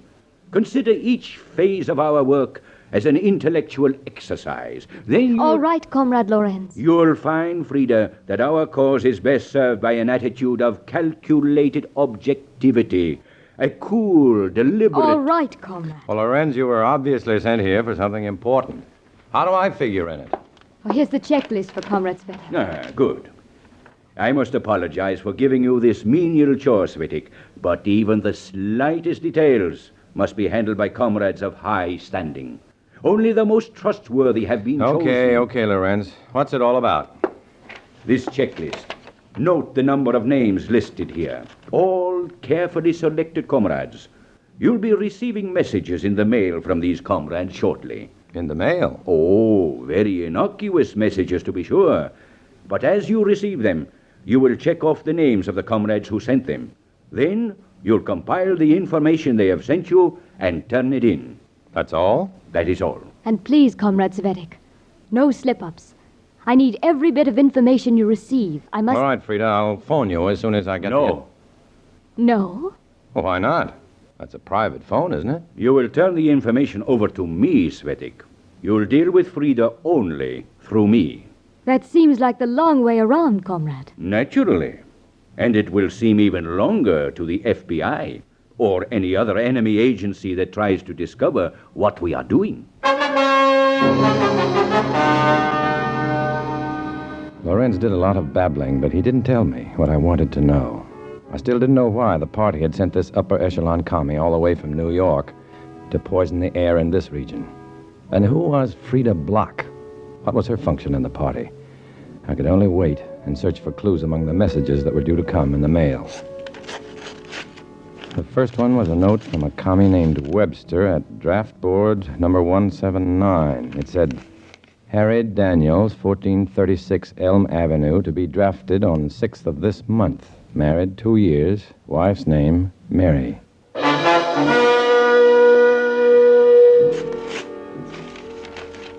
From a commie waitress at the PX at Camp Cronin, Lieutenant Tom Maxwell, stateside furlough ends this week. Rejoins outfit overseas.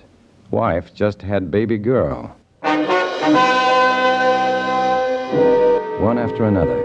Simple, intimate, personal items about servicemen. I had to find out how they could contribute to any commie project, and I had to find out fast.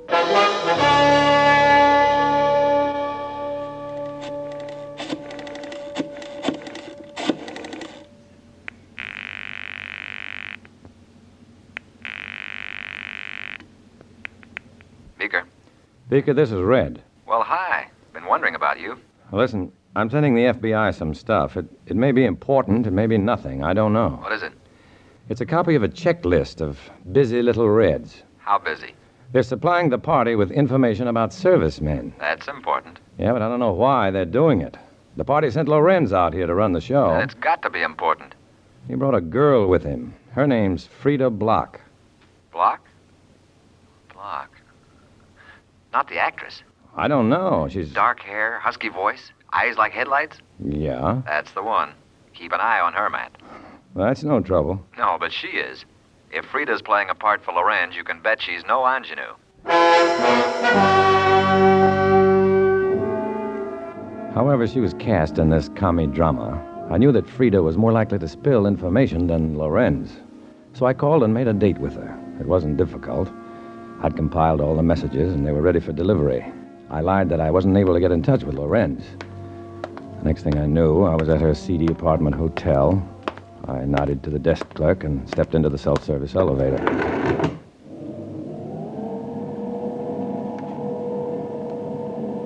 Frida's floor. I opened the elevator door, stepped into the corridor, and... You're early, Svedik. Oh, Lorenz, what are you... You must be eager to see the young lady. Well? Well, I came to deliver the information you wanted. I'll take the information. Oh, where's Frida? Resting. She has a lot of work ahead of her. Good night. Well, as long as I'm here, Lorenz, I might as well say... Good night, Svedik. But Frida's expecting me. I owe her the courtesy of an explanation. You owe me that explanation, comrade. You've deliberately ignored my instructions. You were told that I am to be the intermediary between you and Frida. You have your reasons, I am sure, for the disobedience, but my reasons have been formulated in the best interest of the party. If I thought All right, Lorenz, that's enough. Indiscretion can mean disaster, Svedik. It cannot be tolerated. Now that you've delivered the information, comrade, good night. Now, more than ever, I knew I had to break through that wall of secrecy. I waited a few hours and phoned Frida. There was no answer. I waited a few more hours. Then I went back to her apartment hotel. It was late. The lobby was deserted, quiet, like a badly furnished tomb. The desk clerk was dozing in his chair, and just behind him was the wall rack holding the keys. If I could just reach it without disturbing him. There. The key to apartment 402.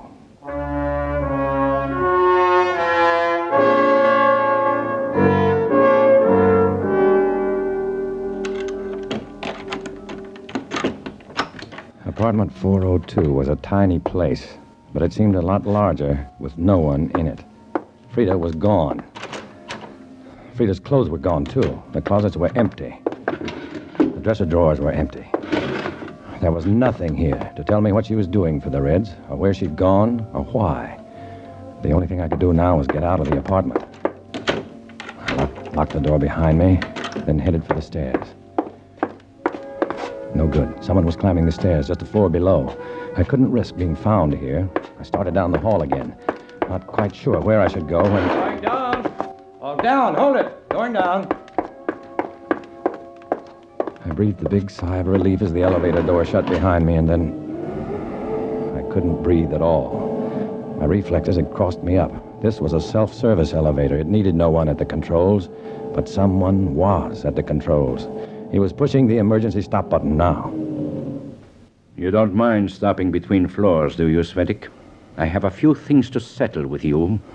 Do you always settle things with a gun, Lorenz? Not always. But in your case, it may be necessary.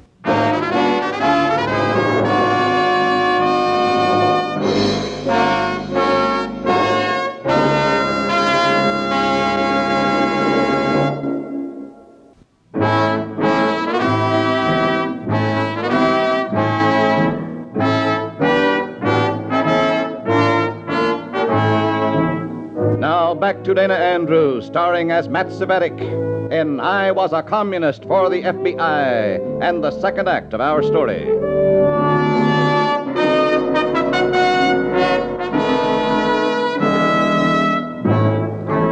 Ever been trapped in an elevator late at night with a man you hated?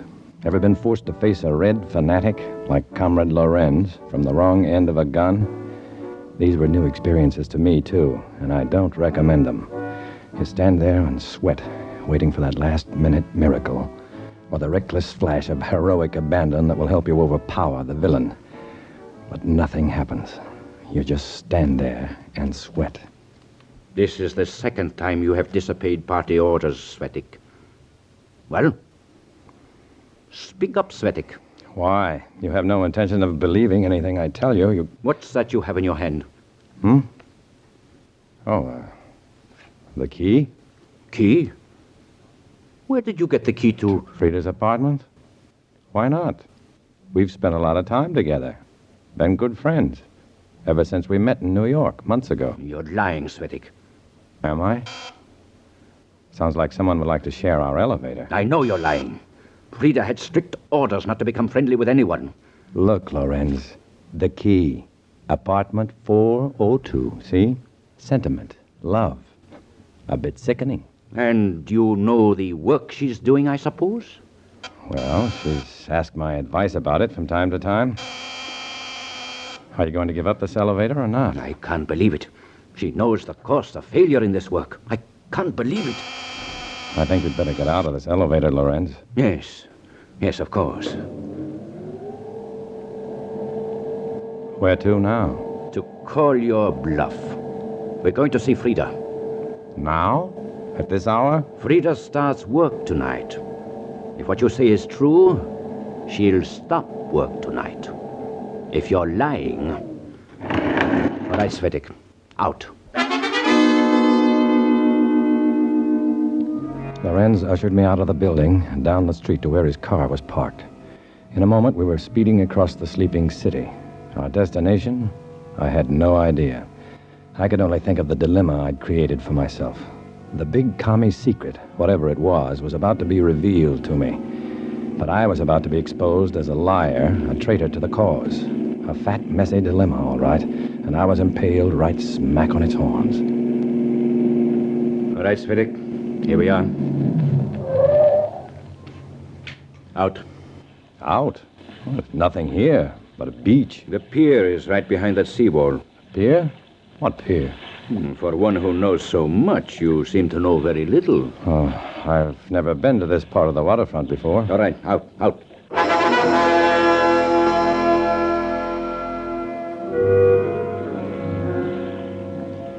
The sea air was cold and damp.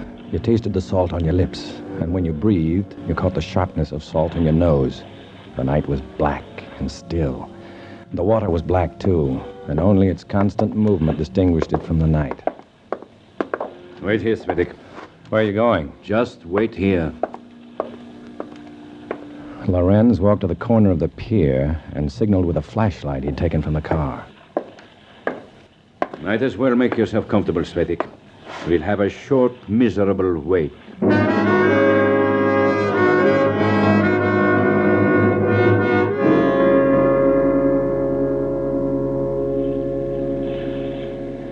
Getting restless, Svetik? Isn't that a boat out there? Ah, good. It's just 25 minutes since I signaled. Ahoy! How about a light? Here we are! Can you see the beam? I see it! Stand by! All right, Svetik. Hop over there. After you, comrade. In the launch, Svetik. Now. Okay. Come on, hop to it. Here I come. That's the way. You ready, Lorenz? Ready? There we are. All right, let's go.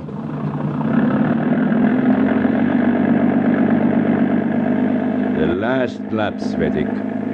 The last lap.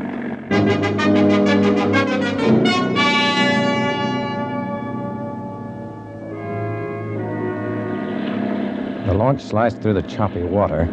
We changed directions 2 or 3 times till I had no idea which way we were headed. Then, for no apparent reason, the pilot turned off the motor. It wasn't until a coil of rope landed at our feet from above that I realized we were alongside another boat. Make it fast. All set here. This second boat was not much bigger than the launch we were in, but the pilot was busy tying the launch to the larger craft. I As we scrambled up on deck, I could see that this had once been a small fishing boat. But now that the commies had it, it was used for purposes other than fishing. Where's Frida? She's still recording, comrade. Recording? Sure. What'd you expect her to be doing? I thought you knew all this, Svedik. Well, I thought she'd be finished by now. Come along. Where? Down below. You want to see Frida, don't you?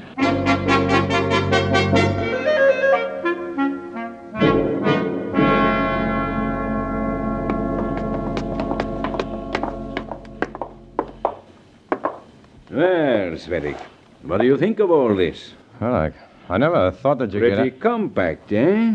Living quarters here, and in there, a complete recording studio. Complete to the finest detail. Is Frida in there now? Sure. Perhaps you would like to hear how your lady love sounds. Seems hardly worthwhile fighting at all if that's how they take care of you guys. What's she doing, a Tokyo And you, Rose Lieutenant act? Maxwell, Listen. That furlough was fun, wasn't it? Oh, by the way, don't worry about your wife being lonely. The baby's doing fine. And so is Mrs. Maxwell. She's been getting lots of company lately. Mostly civilians. And mostly male. Funny how This women won't can forget work, so Lorenz. soon. You're wrong, Svedik. Fellas, I You're won't wrong. forget you. Dead wrong. It can't fail. Frida records her programs here. A plane picks them up according to prearranged schedules and shuttles them to specified relay points. Then what? Matter of days, hours sometimes, and the records are delivered to certain ships at sea or to red bases on other continents, within earshot of American troops, of course. Nah, it won't work. Tokyo Rose tried the same thing in World War II. She thought she'd break down American morale, but the GIs laughed at her. If anything, she boosted morale. Exactly. That's our purpose, too. Well, I don't understand. Among those cozy personal notes Frida broadcasts, we've included urgent coded messages. But of course, you know this, don't you? Oh, she never mentioned anything about messages. The messages, Svedik, are tailored for the ears of red agents among the Americans. Every time a GI tunes in to snicker at Frida, he's aiding the closest communist agent. Now, do you understand? Yeah. I understand, all right. Evidently, Frida didn't get around to telling you that. No. No, she didn't. Come inside the studio. She's done now. Let's see what she tells me.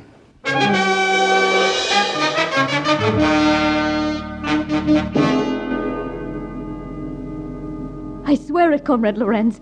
I don't know what you're talking about.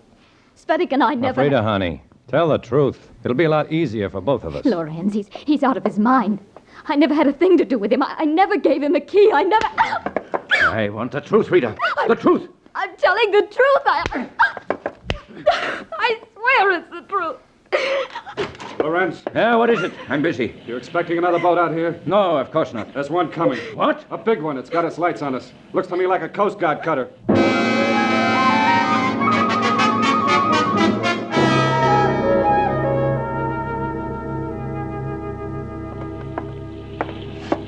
Take a look. If that ain't a Coast Guard cutter, I ain't a seaman. Then, let's get away from them. Get the anchor up. Move. Comrade, this hunk of flotsam couldn't outrun a cork in a washtub. But they'll take all of us in. We can't let them.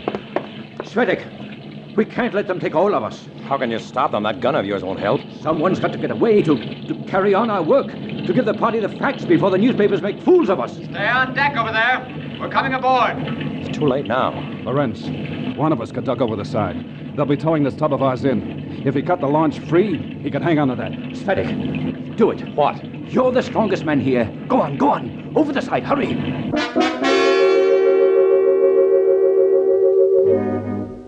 I went over all right. I cut the little launch free and drifted around in the blackness, watching the Coast Guard cutter tow in the commie's boat, with Lorenz, Frida, and all the evidence the FBI would need. When the cutter's lights had faded to pinpoints, I climbed into the launch and started for the shore. I had my problems keeping her on course, but somehow I managed to bring her in. This time I enjoyed the blackness, the quiet, the feeling of being alone. But was I alone? Someone else was on the pier. He was watching me. He was catching up with me. He was too close, much too close. I saw a piece of loose lumber on the pier. It was big and heavy. I picked it up, whirled around fast, wheeling the board like a club. I started to swing. Hey, Matt, comes out. What are you... It's me, Beaker. Oh, Beaker. Yeah. And if you don't mind, I'd like to keep my head on my shoulders. The FBI likes me better that way.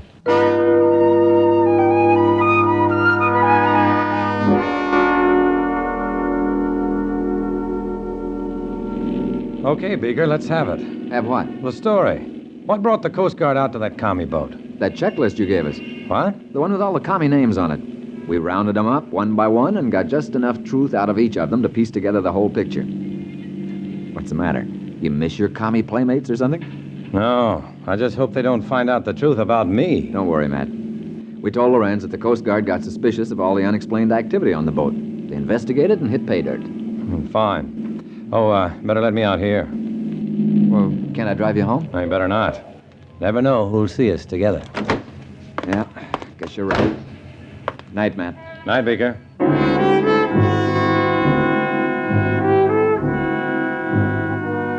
I watched the taillights of Beaker's car disappear.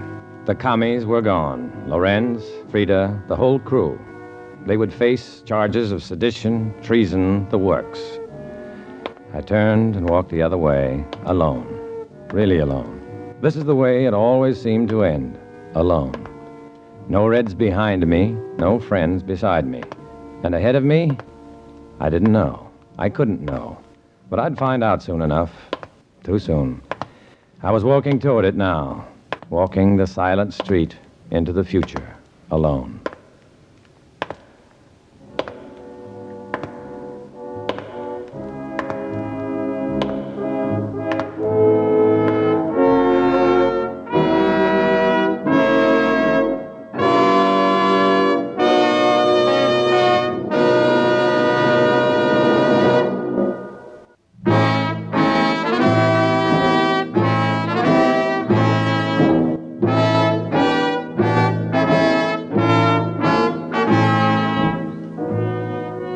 This is Dana Andrews, friends.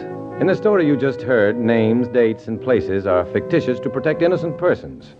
Many of these stories are based on incidents in the life of Matt Savetic, who worked undercover for the FBI. Next week, another fantastic adventure.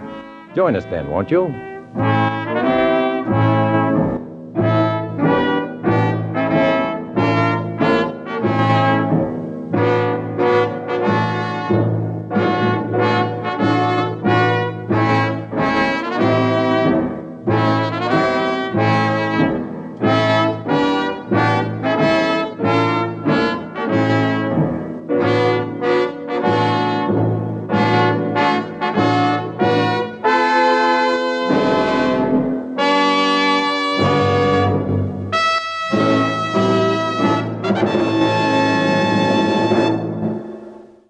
There you have it, March 18th, 1953, 71 years ago, I was a communist for the FBI. We'll wrap up this segment of classic radio theater in a moment by going back to 1945, after we tell you that on our Tuesday edition, we'll have episodes of The Shadow, Calling All Cars, Gangbuster, The Adventures of Philip Marlowe, and Lum and Abner. But coming up next, we go to March 18th, 1945, for episodes of Nick Carter, Master Detective, and The Weird Circle.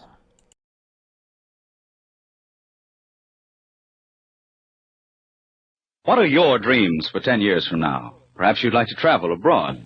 In 10 years, comfortable tourist accommodations will certainly be available. This also applies if your travel plans are along the lines of see America first. If you're wondering how you can be sure of having the money at that time, buy savings bonds. Perhaps you haven't been considering travel. Well, if you've been counting on future leisure time or a college education for your children, a farm or business of your own, a retirement income or a home of your own, the solution is still the same. Buy savings bonds. Purchase them the easy, automatic way, where you work through the payroll savings plan, where you bank through the bond-a-month plan. Savings bonds are profitable. For every $3 invested today, you'll receive $4 when your bonds mature. So buy United States savings bonds through the payroll savings plan or bond-a-month plan. And remember, automatic saving is sure saving. One of the shows that we just got a whole bunch of copies of, Nick Carter, Master Detective. This episode goes back to March 18th, 1945, 79 years ago, as Death Goes to the Post.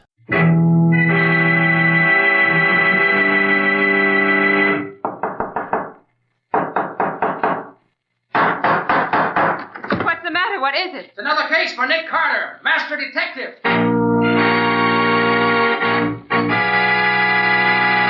Yes, it's another case for that most famous of all manhunters, the detective whose ability at solving crime is unequaled in the history of detective fiction, Nick Carter, Master Detective.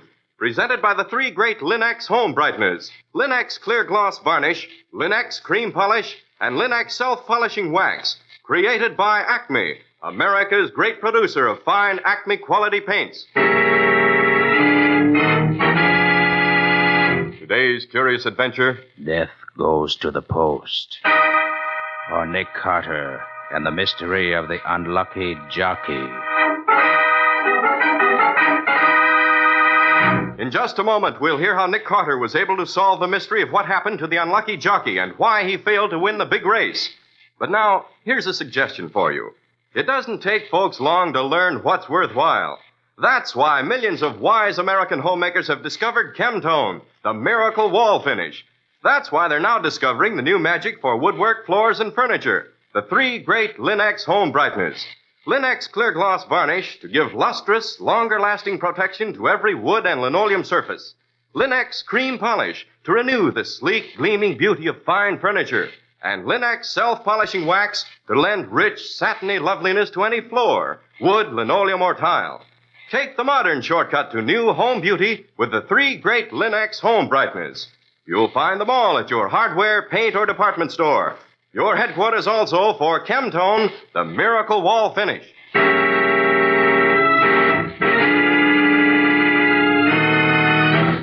And now for today's mysterious adventure with Nick Carter.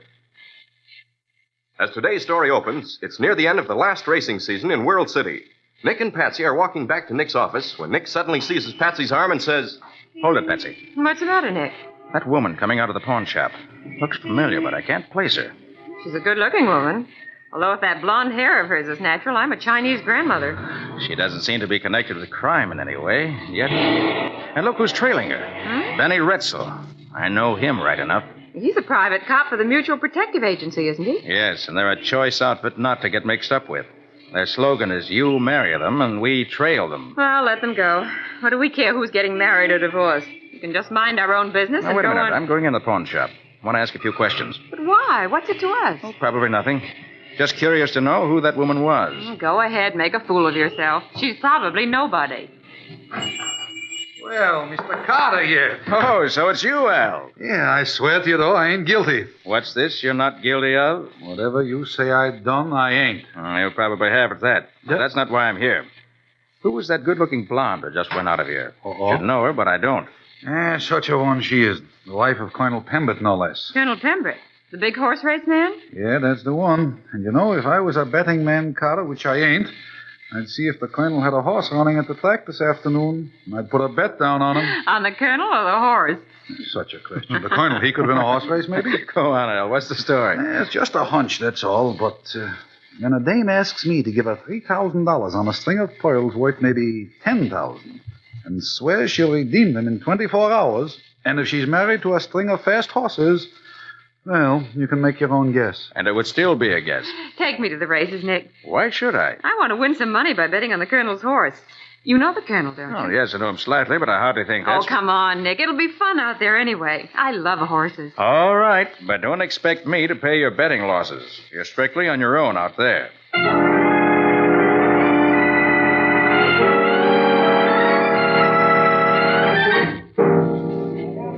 Oh, it's always a thrill to me to be in the paddock, where you can see the horses close to. Gosh, they're such beautiful things. You certainly are. Oh, there's the Colonel and his party. Let's stroll over there. Yeah, there's his wife, too. Yeah. She looks more interested in the young man beside her than she does in the Colonel. Maybe she is. He's much better looking. Not so old, either. Hello, Colonel Pembroke. How are you? Oh, hello, Carter. Fine, thanks. I believe you know my wife. I don't, but I'm happy to. Thank you, Mr. Carter. This is Miss Bowen. How do you do, How do you do? Oh, what a beautiful horse. Is that yours, Colonel? Yes, Miss Bowen. That's Speed Queen, the winner of the next race. Oh? How do you know that, Colonel? Because she's ready. She'll run the legs off every other horse in the race. Better put something down on her.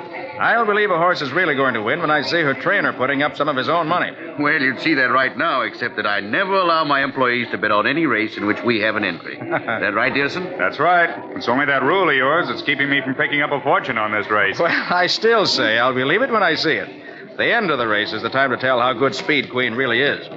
Shall we go, Patsy? Mm-hmm. Right to the betting window. I want to put $2 down on Speed Queen. She's too beautiful to lose a race.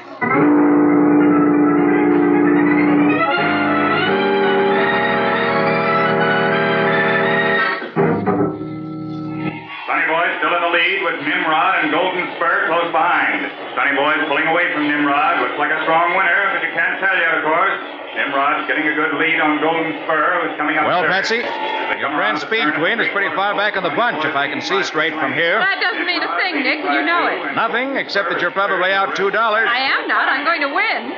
Look at Speed Queen now. She's starting to come up. Say, she is at that. But now things seem to be changing. Speed Queen, who's been hanging in the back of the bunch so far, is beginning to pull up. She's passing the other horses as if they were standing still. Sonny Boy still in the lead with Nimrod close behind. Now Speed Queen is third and still going strong. It's almost incredible the way she's running. Uh-oh. Speed Queen lost ground then when her jockey swung her wide to get around the leaders. Oh, too bad. Oh, no, look at that. She's coming up neck and neck with Sonny Boy. They're coming down the stretch together. Now Speed Queen pulling ahead. Oh, I'm a sucker, am I? Look at that baby go. Oh, Nick, she's going to win. She's going to win. I know she is. Looks very possible now, Patsy. She's certainly showing her heels to the rest of them. If she can pass Sonny Boy now, she may make it. She did, Nick. She's out in front.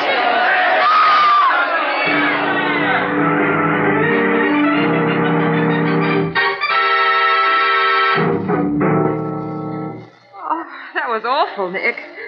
What do you suppose happened to Speed Queen's jockey? We may never know, Patsy. He wasn't dead when he fell off his horse. The horses coming up behind him trampled him to death. Do you suppose he had heart failure? Maybe, and maybe not. When a horse that isn't the favorite suddenly comes up from behind to take the lead away from the favorite, and then something happens that lets the favorite win after all, I'm just naturally a little suspicious. Oh, hiya, Nick. Oh, hiya, Tim. Well, did you have anything on this race? Well, Patsy had $2 on Speed Queen, That's but right. you saw what happened. Well, she must have gotten the same tip I did. Well, Speed Queen was all set to win, but the big money didn't know it. I was so sure the tip was good that I put $100 on her nose. Well, here's one ticket I'll never cash in on. Wait a minute. Huh? Don't tear up that ticket. If you don't want it, give it to me, will you? Oh, you want a souvenir? Sure. You're welcome to it and anything you can collect on it. Thanks. You know, if Speed Queen had one, that'd be worth $1,300. Now it's just waste paper. Perhaps you're right, Tim, but I have a hunch. Come on, Patsy. Let's stroll down to the payoff windows.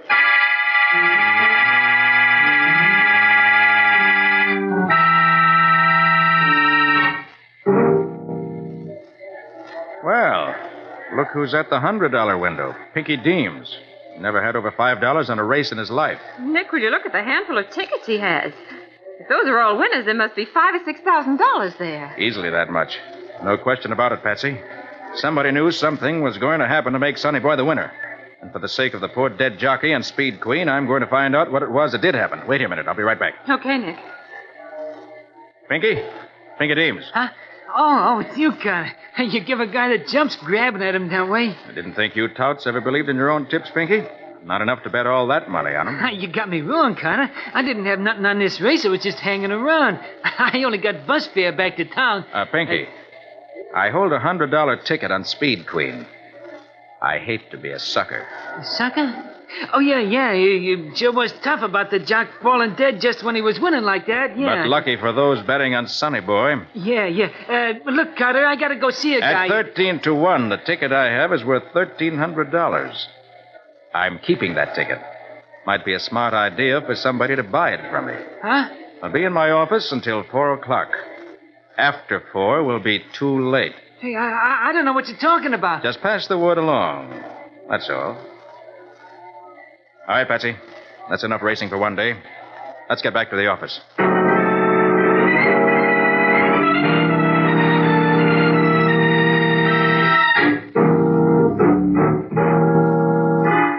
You really think you're going to hear from somebody before 4 o'clock, Nick? It's almost that now. We have callers, Patsy. I'll get it. Yes? Okay, thanks very much. Not a caller, Nick. It's a package. Package? Mm-hmm. What'd I tell you? Well, I'll do it. What is it, Nick? Look, Somebody's ear. Oh, Nick, how horrible. there's a note. It says, Pinky, listen too hard. He won't hear you the next time you talk too much. If you do. So I was right. It was murder. You mean Speed Queen's jockey? Exactly. Give me the phone. But, Nick, I don't understand. You will. Hello. Daily Globe? Put Tim Rourke on. Just a minute. What are you going to do? Oh, Tim Rourke speaking. Tim, this is Nick Carter. Oh, hello, Nick. What's on your mind? Got a hot special for your final edition. Yeah, what is it? Quote me this way.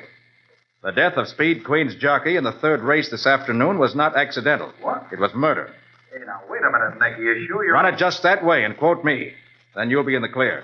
Yeah, but I can't just... Yes, you can. I've never given you a bum steer yet, have I? No, but I... Thanks, Tim. So long. That ought to start something. Maybe somebody will try to buy that $100 ticket from me yet. Nick, you can't mean you're trying to blackmail somebody into paying you $1,300 for not investigating. Oh, you know me better than that, Patsy. I hope somebody will try to pay me the money so I can get a lead on where to look for the jockey's murderer. Because it was murder, and no mistake.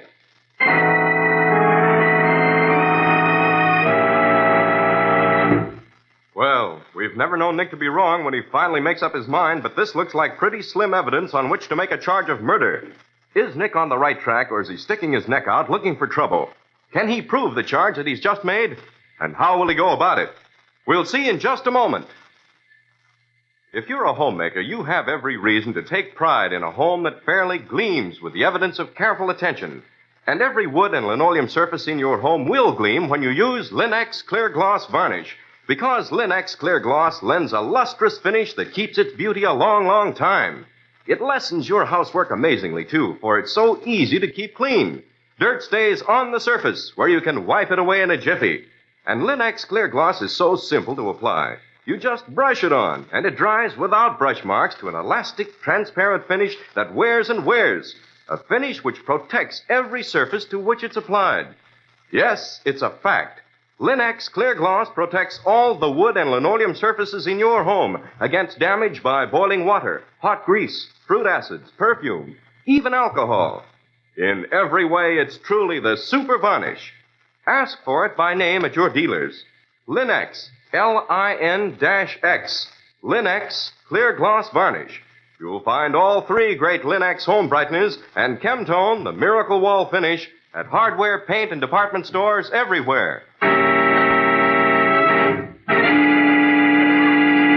Now, back to our story. Nick is convinced that the death of the jockey on Speed Queen was not an accident. In fact, he believes it was deliberate murder. But it's going to be a long, hard road proving it. It's later the same day as we look in on Lieutenant Riley's office at headquarters just as Nick drops in. Well, how are you, Nick? Haven't seen you around here in a dog's age. Riley, how many murders does it take to interest you? Murders? I haven't heard about any murders, but if you'll tell me where you hid the bodies, I'll be glad to look into it for you. One of the bodies was the jockey in the third race this afternoon. What's your report on him? Unavoidable accident it was. The doc says it was a heart attack, and the other horses was bunched so close they couldn't get out of his way when he fell off. Better change that to lead poisoning, Riley. Lead poisoning? You're nuts. Can you prove it? No, not yet. But the doc didn't mention any bullet wounds. Naturally not. How could he with the jockey's head all smashed up? But Another thing.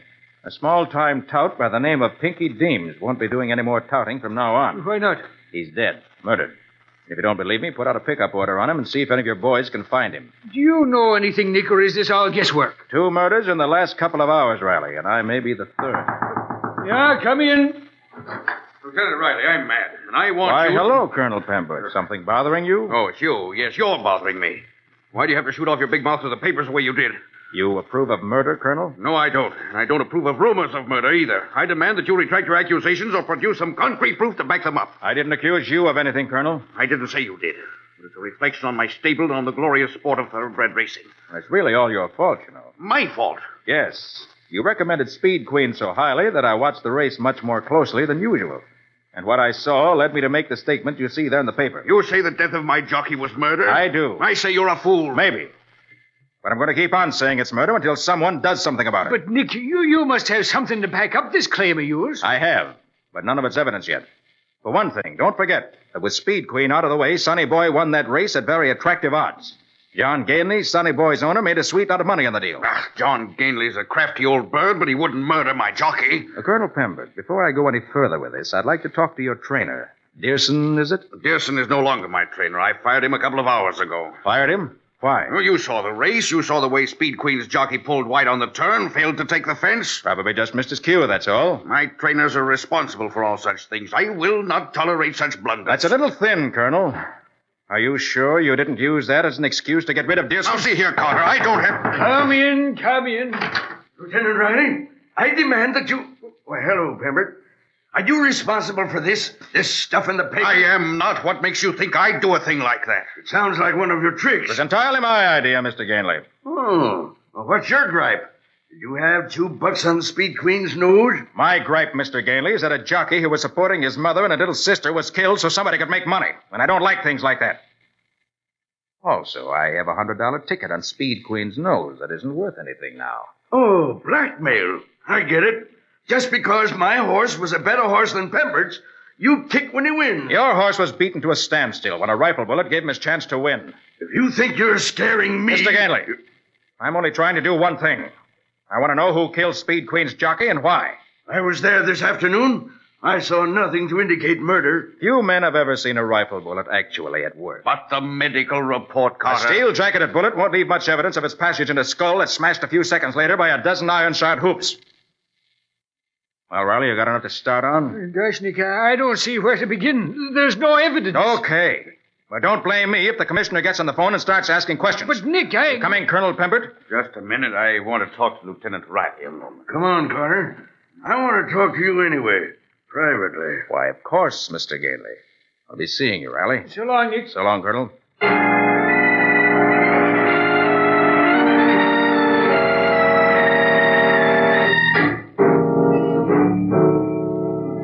Now, if you'll step in my car with me for a minute, we can talk quietly. All right. But I don't see what you and I have to talk about. It won't take but a minute. Now, all right, Carter. What's your game? I told you that upstairs. I don't believe you. You're sore because you failed to win your bet on Speed Queen. You don't really care for the jockey who was killed. You're welcome to think anything you like, Mr. Gainley. You think if you talk long enough and loudly enough, somebody's going to pay you to shut up. Go on. Unfortunately for me, your accusation points directly at me. As the owner of the winning horse, I profited by the jockey's death. But I certainly didn't murder him. No one has accused you of murder yet? But they will. There'll be fingers pointed at me. There'll be investigations by the racing commission. How much was the ticket you have on that race? $100. At 13 to 1, it's $1,300. Here you are. I trust we understand each other now. I understand that you've just given me $1,300. And I also understand that a jockey was killed in cold blood. But, Carter, I said we had nothing to talk about, Mr. Gainley, and I was right. So long.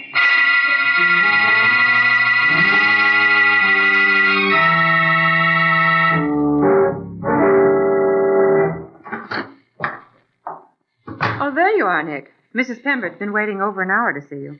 Hello, Mrs. Pembert. What's on your mind? Could I speak to you alone? Whatever you can tell me, you can tell Patsy. We work together. Well, all right. Mr. Carter, I know everything. My husband told me this afternoon that you've been spying on me. Yes? Colonel Pembert was in a dreadful temper. He fired Dick, Mr. Dearson, and then told me about having you follow me.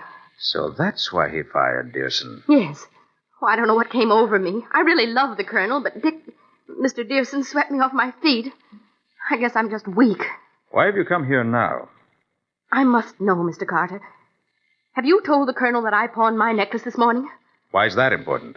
If the Colonel knew that I pawned my pearls and gave the money to Dick to bet on Speed Queen, then he must be the one behind the jockey's murder. He wanted to be sure that Dick would lose, because if he won, I was planning to run away with him on the winnings we'd make. Are you saying that your husband killed the jockey so you and Dearson couldn't run away together? Oh, it must be that. He must love me very much. I thought he didn't care. Did the Colonel tell you I'd been following you, spying on you? We said he'd hired a private detective to report everything I did. Mrs. Pembert, I'm a private detective. But I wouldn't touch one of those divorce investigations if I starved to death. Then, these things I've told you, you didn't know them? Not positively. But you give me some valuable information. Thank you. I'd guessed at most of it, but had no confirmation. Nicholas Carter's office. Mr. Carter's busy just now. May I take a message for him? Very well, I'll tell him. Goodbye. Well, that was short and sweet. What was it? It was Colonel Pembroke. Colonel Pembroke? Yes, he said to tell you, Nick, that he was sending you $1,300 by messenger. He said you'd know what he meant. So the colonel's decided that he can't ignore my charges, and he wants me to drop them. Doesn't that prove what I just said, Mr. Carter? I don't know. Does it? He must be behind it. Oh, the poor man. I must go to him at once. You better not tell him you were here when his message came. Oh, I won't. Goodbye, Mr. Carter. Patsy. Mm-hmm. Get me the Mutual Protective Agency. Joe Brown. Okay. Maybe it's not blackmail, Nick, but it's certainly producing results. Yeah. Originally, I let it be known that I'd lost $100 on Speed Queen just to see what reaction I'd stir up. I wanted to get a lead on the killer. And now the money comes in by itself. Well, we'll give it to the Red Cross. There's no better use for any money than that. Hello? Mr. Joe Brown, please. Wish I had more to give them. Hello? Just a minute. Nick Carter calling. Thanks, Betsy. Hello, Joe. Have you finished that job for Colonel Pembroke yet? What job? On his wife. His wife and Dick Dearson. Oh, well, yeah. Just delivered the final report. Why? If you're finished with it, you won't mind giving me Dearson's address, will you? He moved from his old place recently, I find, and left no forwarding address. Just a minute. 47 East Willow Road. You know, the Colonel bounced it just a little while ago. Yes, I know. 47 East Willow Road. Thanks, Joe. Do as much for you someday. So long. What makes you think Colonel Pembroke's trainer's mixed up in this, Nick? How could he get in on it? He has some information I want, that's all. Oh. For now. So you better drive me out to 47 East Willow Road. And fast.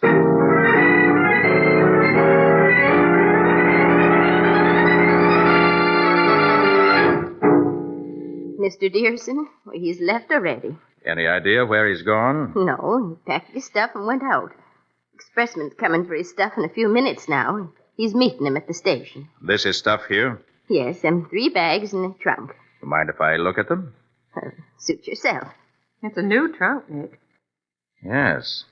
The bags look quite new, too. I wonder if there are any tags. Here's a tag on the trunk.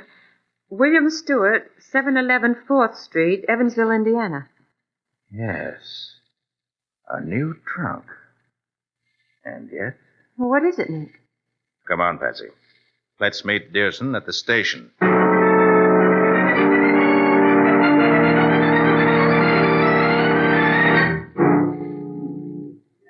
See this headline, Dearson? Huh? What? Oh, it's you. I said, have you seen the headlines? Says Speed Queen's jockey was murdered. Who said so? I do. What do you know about it? Practically everything. How come you know so much? I get around. And I keep my eyes and ears open. For instance, I know that there's some connection between you and a certain William Stewart of Evansville, Indiana. What? What are you talking about? The tag on your trunk. Your nice new trunk. The trunk with the bloodstains on it. I don't... Keep your hands in sight, Dearson. If you don't, I'll shoot first. That's better. Now, suppose we forget about taking the train and call on Lieutenant Riley instead. He thinks I'm nuts. But when you tell him what you know, he'll find out I was right all along.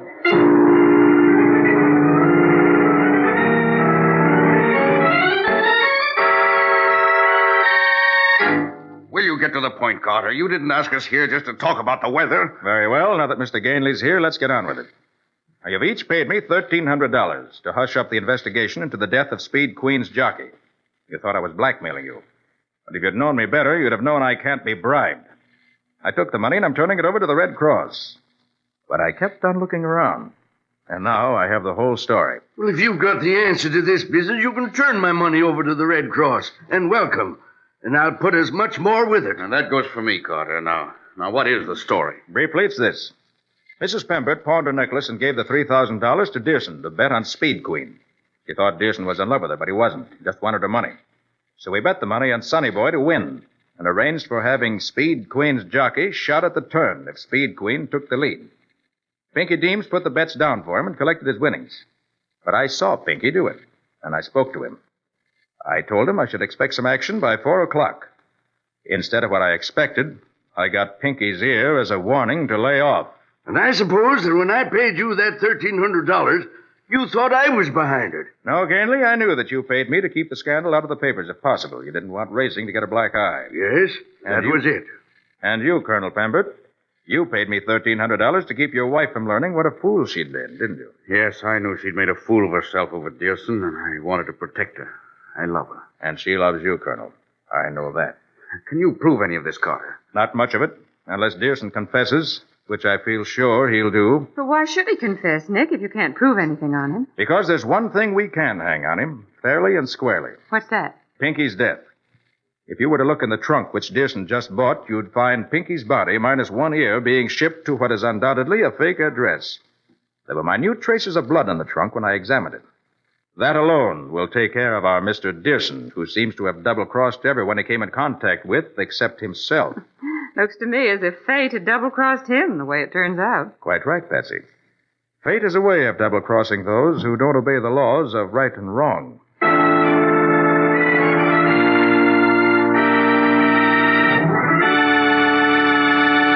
In just a moment, Nick and Patsy will bring you a preview of next week's exciting case. You know that the more homelike the place you live in, the more fun you have inviting folks to share your hospitality. And these days, every home can look its shining best with very little effort when you depend on the three great Linex home brighteners. Take Linex cream polish, for instance. One quick, easy application reveals your fine furniture in all its original gleaming beauty, renews the appearance of the wood, frees it from the dull cloudiness of dust, old polish, and finger marks. You see, Linex cream polish actually cleans as it polishes, cutting your job in half, saving one whole step. And when you're through, you'll find that Linex cream polish has left no oiliness on the surface of your furniture. It dries hard, bright, and dustless. Yes, in every way, Linex cream polish for fine furniture is the modern shortcut to furniture loveliness. Be sure to ask your dealer for it by name. Linex cream polish for fine furniture, which cleans as it polishes.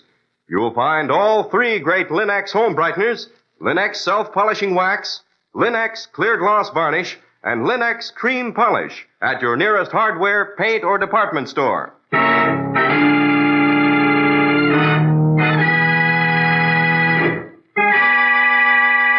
And now let's hear from Nick Carter himself. Well, Nick, would you care to give us a peek into next week's story? He'd be delighted to. He's been waiting for just that very question. Thanks for the build-up, Patsy. Well, it's a story of an actor. An actor who, for some strange reason, seemed to be followed by a constant procession of almost fatal accidents. He was hurt several times, but always escaped death. What was it all about? Well, the manager of the theater, a friend of mine, called me in to find the answer to that same question. Which Nick found, of course, and just in the nick of time. Well, what do you call it, Nick? Death Behind the Scenes. Or the mystery of the persecuted actor. Complete details next week. So long. So long, everybody. And so long to you both, Patsy and Nick. Be seeing you next week, same as usual.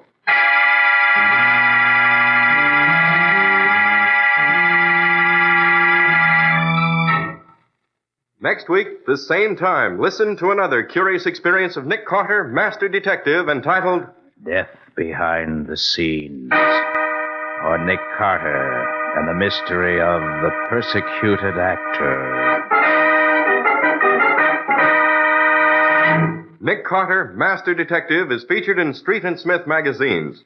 Lon Clark is starred as Nick with Helen Choate as Patsy. Original music is played by Lou White, and the programs are written and directed by Jock McGregor. Nick Carter, Master Detective, is presented at this time and over these same stations each week by the three great Linex home brighteners.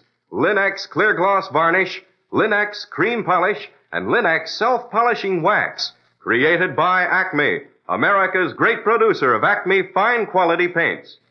This is Ken Powell speaking for the thousands of Linex dealers all over America and saying so long until next week. This is Mutual.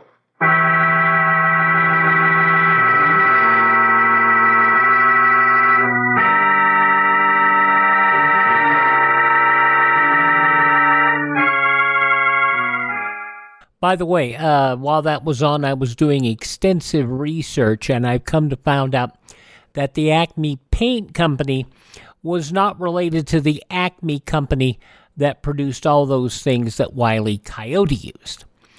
Nick Carter, Master Detective, 79 years ago, March 18th, 1945, here on Classic Radio Theater with Wyatt Cox. And, of course, the top story of March 18th was the fall of Koblenz that fell to the 3rd U.S. Army on this date near Paris. And over on the other side, on the Eastern Front, Russian forces were tearing up the Eastern Front. So between the two fronts, it was just a matter of time before Germany fell. Now, on Classic Radio Theater with Wyatt Cox, we'll wrap up today's show after I tell you The Shadow, Calling All Cars, Gangbusters, Gerald Moore as Philip Marlowe, and Lum and Abner will be with us on our next program. But right now, we're going to get our final show on here in today's our Monday edition with an episode of The Weird Circle.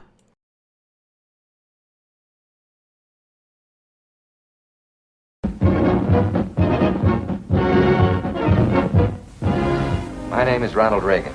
Last year, the contributions of 16 million Americans to the crusade for freedom made possible the World Freedom Bell, symbol of hope and freedom to the communist-dominated peoples of Eastern Europe, and built this powerful 135,000-watt Radio Free Europe transmitter in Western Germany. This station daily pierces the Iron Curtain with the truth, answering the lies of the Kremlin and bringing a message of hope to millions trapped behind the Iron Curtain. Grateful letters from listeners smuggled past the secret police express thanks to Radio Free Europe for identifying communist quislings and informers by name. The Crusade for Freedom is your chance and mine to fight communism. Join now by sending your contributions to General Clay, Crusade for Freedom, Empire State Building, New York City. Or join in your local community. By the way, I'm going to be very interested in our next episode of Lum and Abner, which will be coming up tomorrow, is to find out how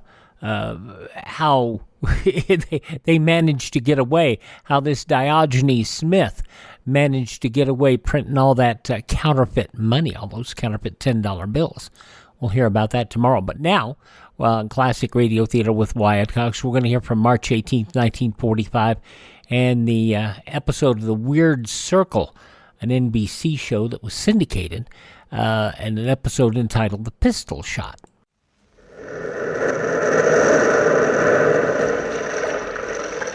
The Weird Circle.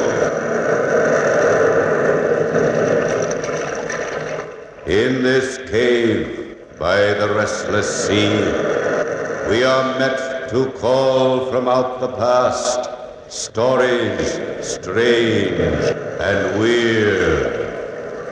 Bellkeeper, toll the bell, so all may know we are gathered again in the Weird Circle.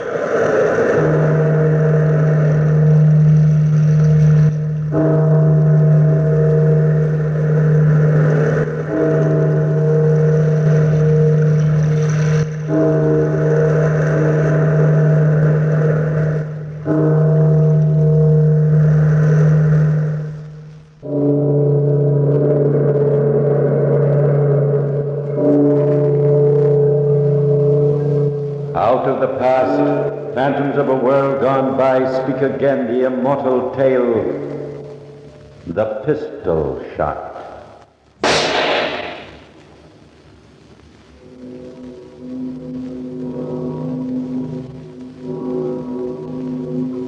Listen, the bells, they toll the last requiem of Count Peter Markov upon the still, wintry Moscow air. This is the end of a brave and loyal man. Soon the body will be carried down the church steps and into the black hearse.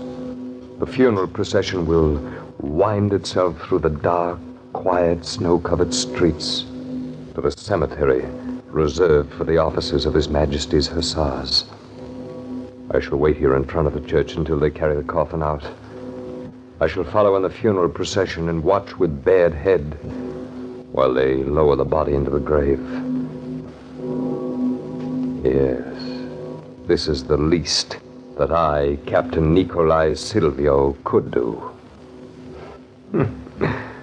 After all, Markov was my friend. Yes, my very good friend. We were always together as we were 5 years ago on that night when... Come, Nikolai. This is a night to celebrate. The Tsarina has achieved another birthday. The Tsarina's birthday. Come, my friend, another drink. No, Peter, I've had enough. Oh, nonsense. Stefan! Where is that pig of a steward? Stefan! Yes, come, Markov. More vodka for Captain Silvio. See that his glass is never empty. Yes, Excellency. Come, Peter. We'll drink to the health of Ilya Stanovich. Yes, I'll drink to that, Peter. Till the cup is empty. Away with the glasses, my friend. Stefan! Fresh glasses. More vodka. This is a night to remember. Yes, Excellency. Peter, I've had enough, and you've had too much. Aye, too much vodka? My boy, you know me better than that. I still say you've had too much. Your hand trembled when you raised that last glass. I'll prove to you that I'm not drunk, my friend. How? Do you see that moth crawling along on the opposite wall? Yes? I'll wager you a month's pay that I can smash that insect with one pistol shot. You're on, Peter. A month. Now, gather around, gentlemen. 100 rubles on Count Markov. Well, Peter, am I drunk or am I not?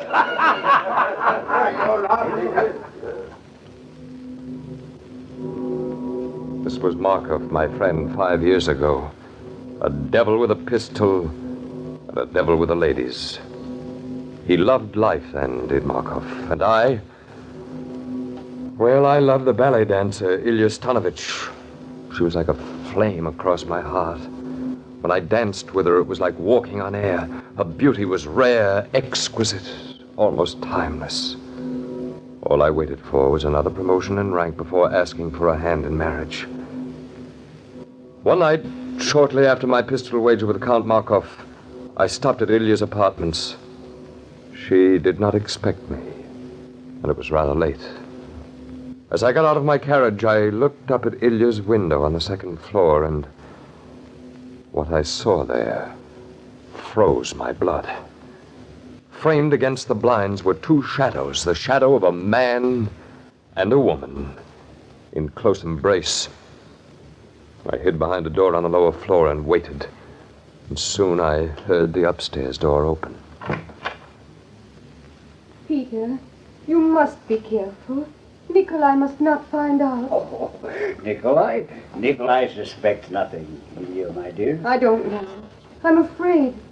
We can never let Nikolai know. Never. But you will let me come again. Oh, yes. Yes, Peter. Peter, we'll never let Nikolai know, will we, Peter? You're lovely, Ilya. Lovely. Good night, Peter. Good night, Ilya.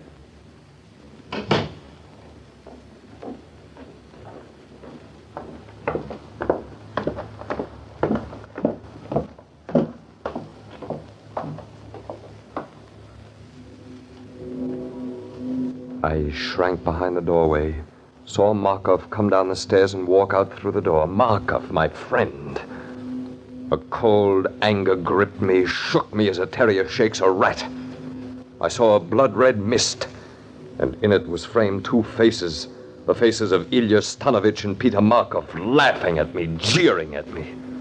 But instead of causing violent action, my anger was cool, calculating. I cannot say that any plan formed itself in my mind then, but later, the manner in which things came to pass seemed to fit into a pattern begun at that moment. I walked slowly up the stairs. Who is it? Who's there? It's Peter, my dear. I forgot something. Peter, Nikolai. Good evening, my darling. Oh, I... You're so beautiful, Ilya.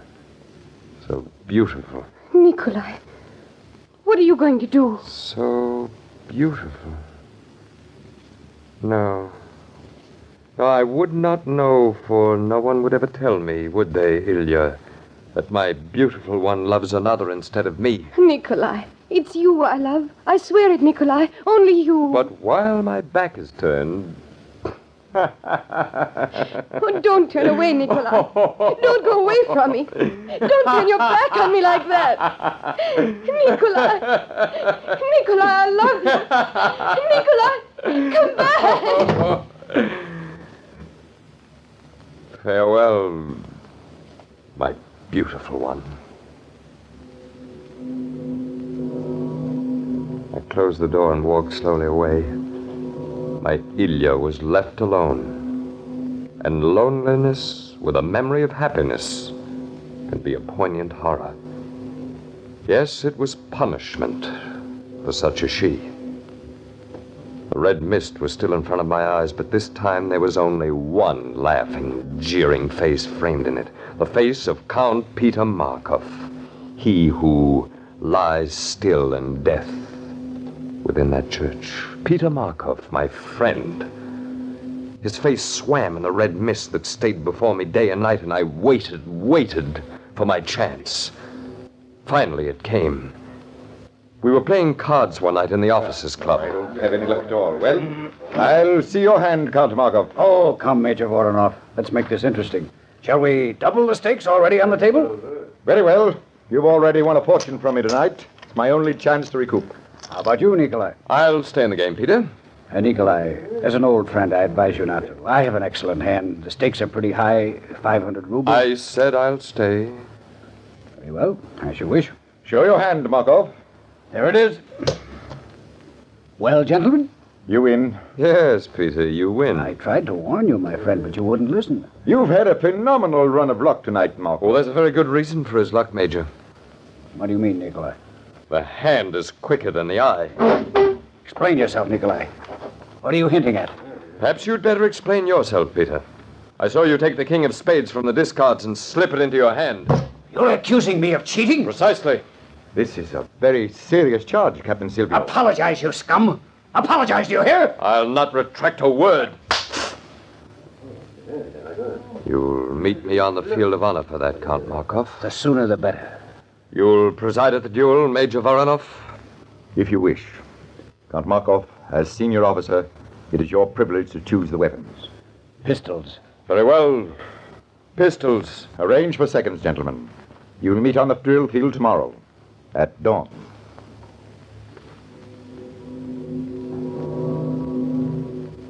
Now I had found the pretext for a quarrel. Now it would be either Markov or I. I couldn't go on any longer. The thought of what Markov had done to Ilya and myself was driving me mad. Either way, I thought I would win. If I died, the madness that was eating my heart away would die with me. If Markov died, the madness would dissipate and finally vanish. Yes, either way, I would win. Of course, Markov was a crack pistol shot, but I had the reputation of being a good marksman myself. I gave myself a chance. I could hope a little. We met on the drill field at dawn in full dress according to regiment custom. My hatred for Markov made me icy calm. But Markov was nervous, upset. After all, he had been my friend. We met with Major Voronov. Captain Silvio, are you ready to proceed with this duel? I am, Major. And you, Count Markov? Not quite. I have a request to make of Captain Silvio through you, Major Voronov. Proceed. I have been Captain Silvio's friend for many years. I am not willing to kill him now.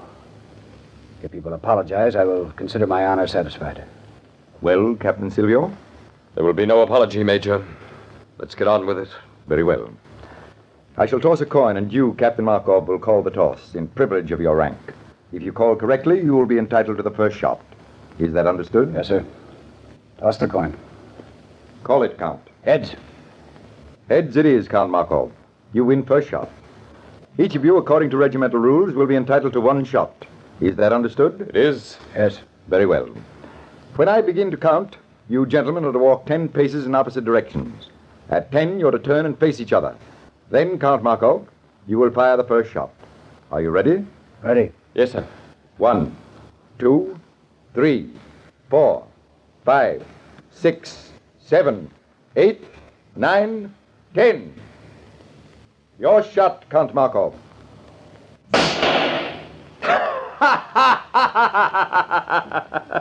You missed, Markov. You missed. An inch too high. Yes, you missed. Your shot, Captain Silvio.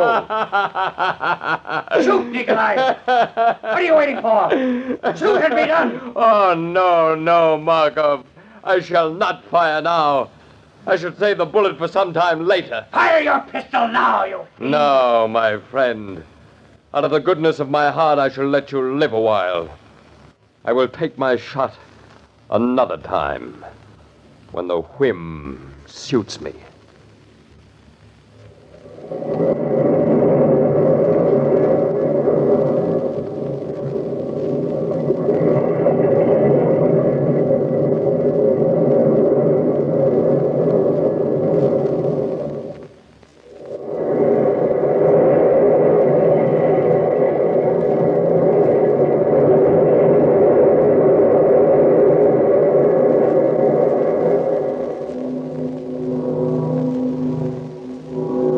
Still, the bells toll on. Twilight comes quickly during the Moscow winter, and already they've turned on the lights in the church where Markov's body lies in state, as befits a Russian nobleman. The yellow light filters through the stained-glass windows and spills onto the white snow outside in strange rococo patterns. Yes, an appropriate day for a funeral. A different day entirely from that lovely spring morning that Peter Markov and I met again. It was our first meeting after the duel. According to Russian Army custom, we'd been transferred to different units, he to the 5th Lancers, I to the 9th Dragoons. If I recall, it was Sunday, and the place was certainly Petrograd. I was enjoying a morning gallop through the park when I came upon an officer and a lady resting their horses. I recognized the officer instantly as Peter Markov. Nikolai Silvio. Yes, Markov. We meet again. I wondered where you've been these 3 years. On duty in the Crimea. But I've kept trace of you, Markov. I've been looking forward to seeing you again. Peter, aren't you going to introduce me to the captain? Oh, yes, of course. Maria, allow me to present Captain Nikolai Silvio. Nikolai Maria Oblensky. Delighted. How do you do? Are you, by any chance, related to General Oblensky, mademoiselle? Rather closely, I would say, Captain. He's my father. Indeed. Mademoiselle, I am honored. Have you known Peter long, Captain? Oh, yes, we are old friends. Aren't we, Markov? Yes, of course. Maria... What is it, Peter? Are you ill? You've turned pale. And you seem upset about something. No, my dear. I'm all right. Maria, would you excuse Captain Silvio and myself for a few moments? Why, yes, but what... I'd like to talk to him privately. Some deep, dark soldier's secret, no doubt. Very well, Peter. Go and have your talk. With your permission, mademoiselle? Of course. Let's leave the road, Nikolai. There's a little grove of trees over here. You're enjoying good health, Markov? Excellent, thank you. Delighted to hear it. They tell me in the barracks that you've been paying constant court to the General's daughter. Yes, that's true. An excellent prospect, my friend. I'm glad for your sake. You know how interested I am in your future. Look here, Nikolai. I can't stand this any longer. My dear Markov, what are you talking about? You know very well what I'm talking about. That shot you're saving for me. When are you going to use it and be done? Why, to tell you the truth, Markov, I hadn't given it much thought. Well, how long are you going to taunt me like this? What kind of revenge do you want? Haven't you had enough? Don't you know how this eats into a man's mind, his soul? To live in the shadow day after day, night after night, waiting for your whim? My dear fellow, do we not wait for all things? Even death? I am not afraid to die, Nikolai. I have faced death before, but I cannot face this waiting, this uncertainty. I owe you a debt. 1 pistol shot. Measure off the paces and collect it now, I beg of you. No, Markov. It does not suit my fancy. I'm not ready yet. How long? How long are you going to delay? Patience, my dear Markov, patience. The day is beautiful, and so is the lady. I suggest you go back to her. It's not proper to keep the daughter of a general waiting.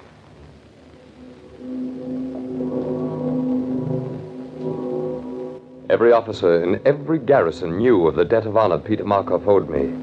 There was no way out for him. He had to wait until I was ready to collect my pistol shots. And I waited. Wherever Markov went, I went. He sat in cafes with Maria Oblensky, and I sat at the table opposite him, watching him, saying nothing, just watching him. I made it a point to be at every public function Markov attended. I hounded him with my silent presence and saw him slowly crack. One night I went to the theater, took a seat in a box directly opposite that of Markov and Maria Oblensky. His eyes caught mine, froze in horror. Deliberately, I took out my pistol and cocked it. The lights went out, and the curtain went up. There in the darkness, Markov and I could not speak with our mouths, but we did speak with our minds. Nikolai, I know you're looking at me, not at the stage. Yes, Markov. And it's a fine play tonight, too. You have your pistol cocked and ready. But you're not going to shoot me here in the theater, are you? I may, Markov. I can see your head framed in the dim light of the lobby passageway. It would be easy. So easy. You can't, Nikolai. Not here. Not while I'm with Maria. It would create a terrible scene. Perhaps. But if there's anything I love, Markov, it's the dramatic. I'll tell you what, my friend. There's plenty of time. I'll just sit here in the darkness and think it over. Perhaps I'll shoot. Perhaps not.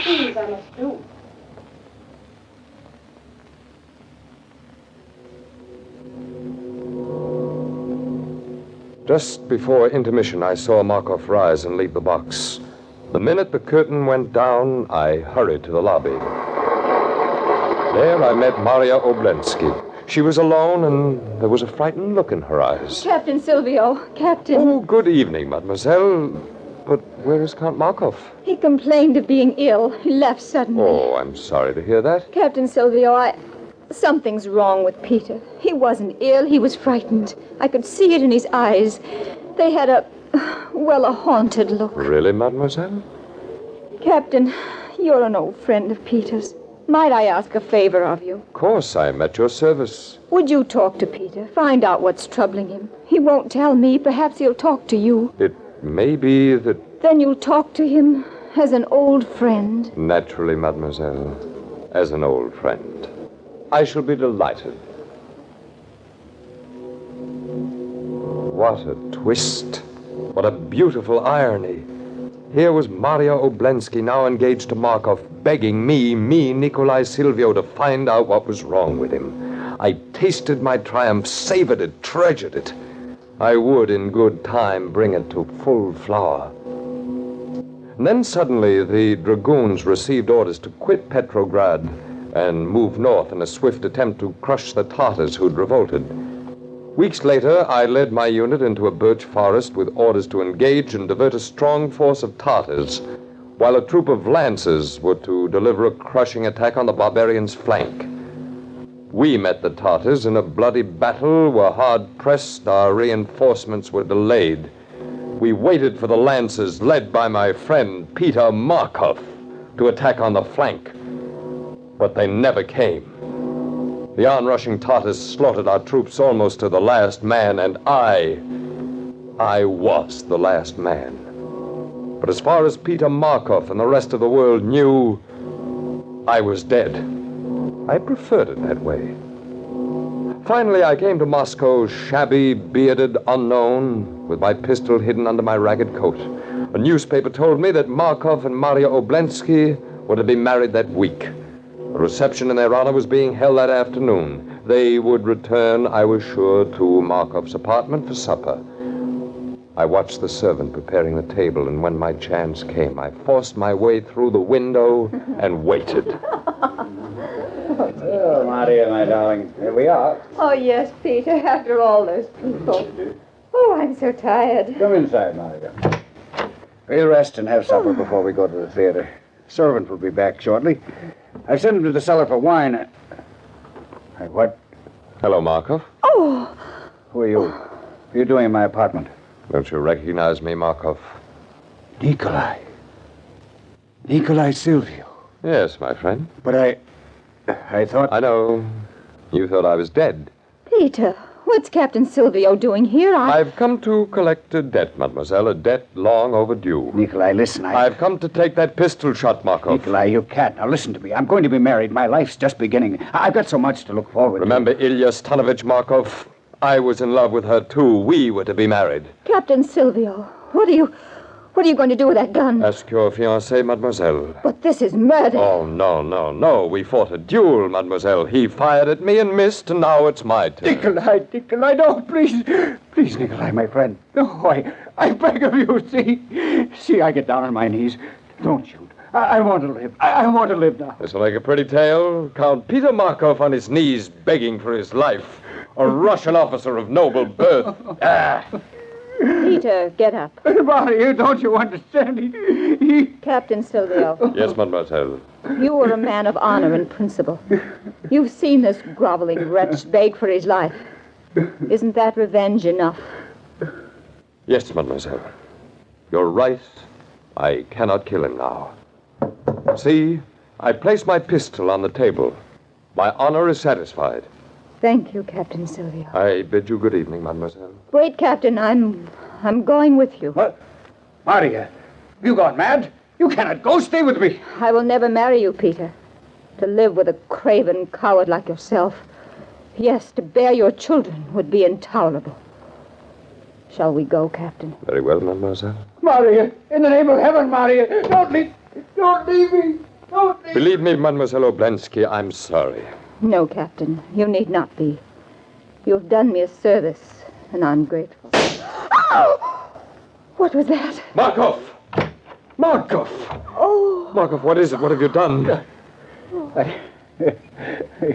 Nikolai, I picked up the pistol you left. I hardly touched it. It went off. It was fate. It was justice. Just payment, yes, Nikolai. The time has come at last. The debt is paid. Paid in full. At last. Peter. Mademoiselle, the moment for payment has come at last. And I was more lenient than my gun. Although I would spare his life, my gun would not. Shall we proceed, mademoiselle?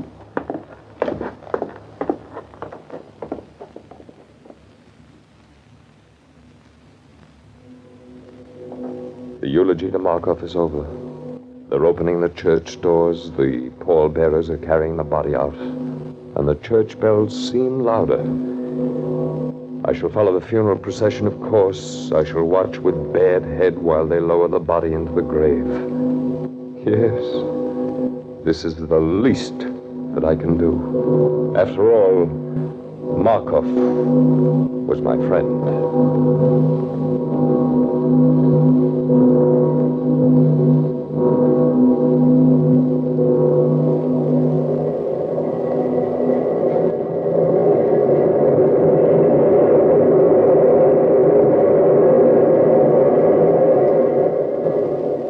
From the time-worn pages of the past, we have brought you the story, The Pistol Shot. Bellkeeper, toll the bell.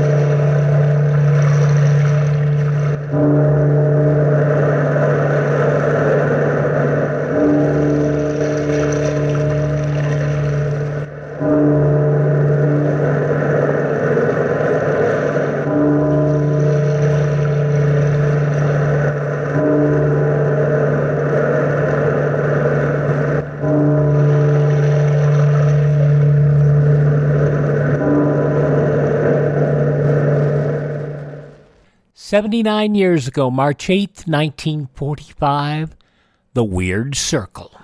Tomorrow, The Shadow, Calling All Cars, Gangbusters, Philip Marlowe, and Lum and Abner.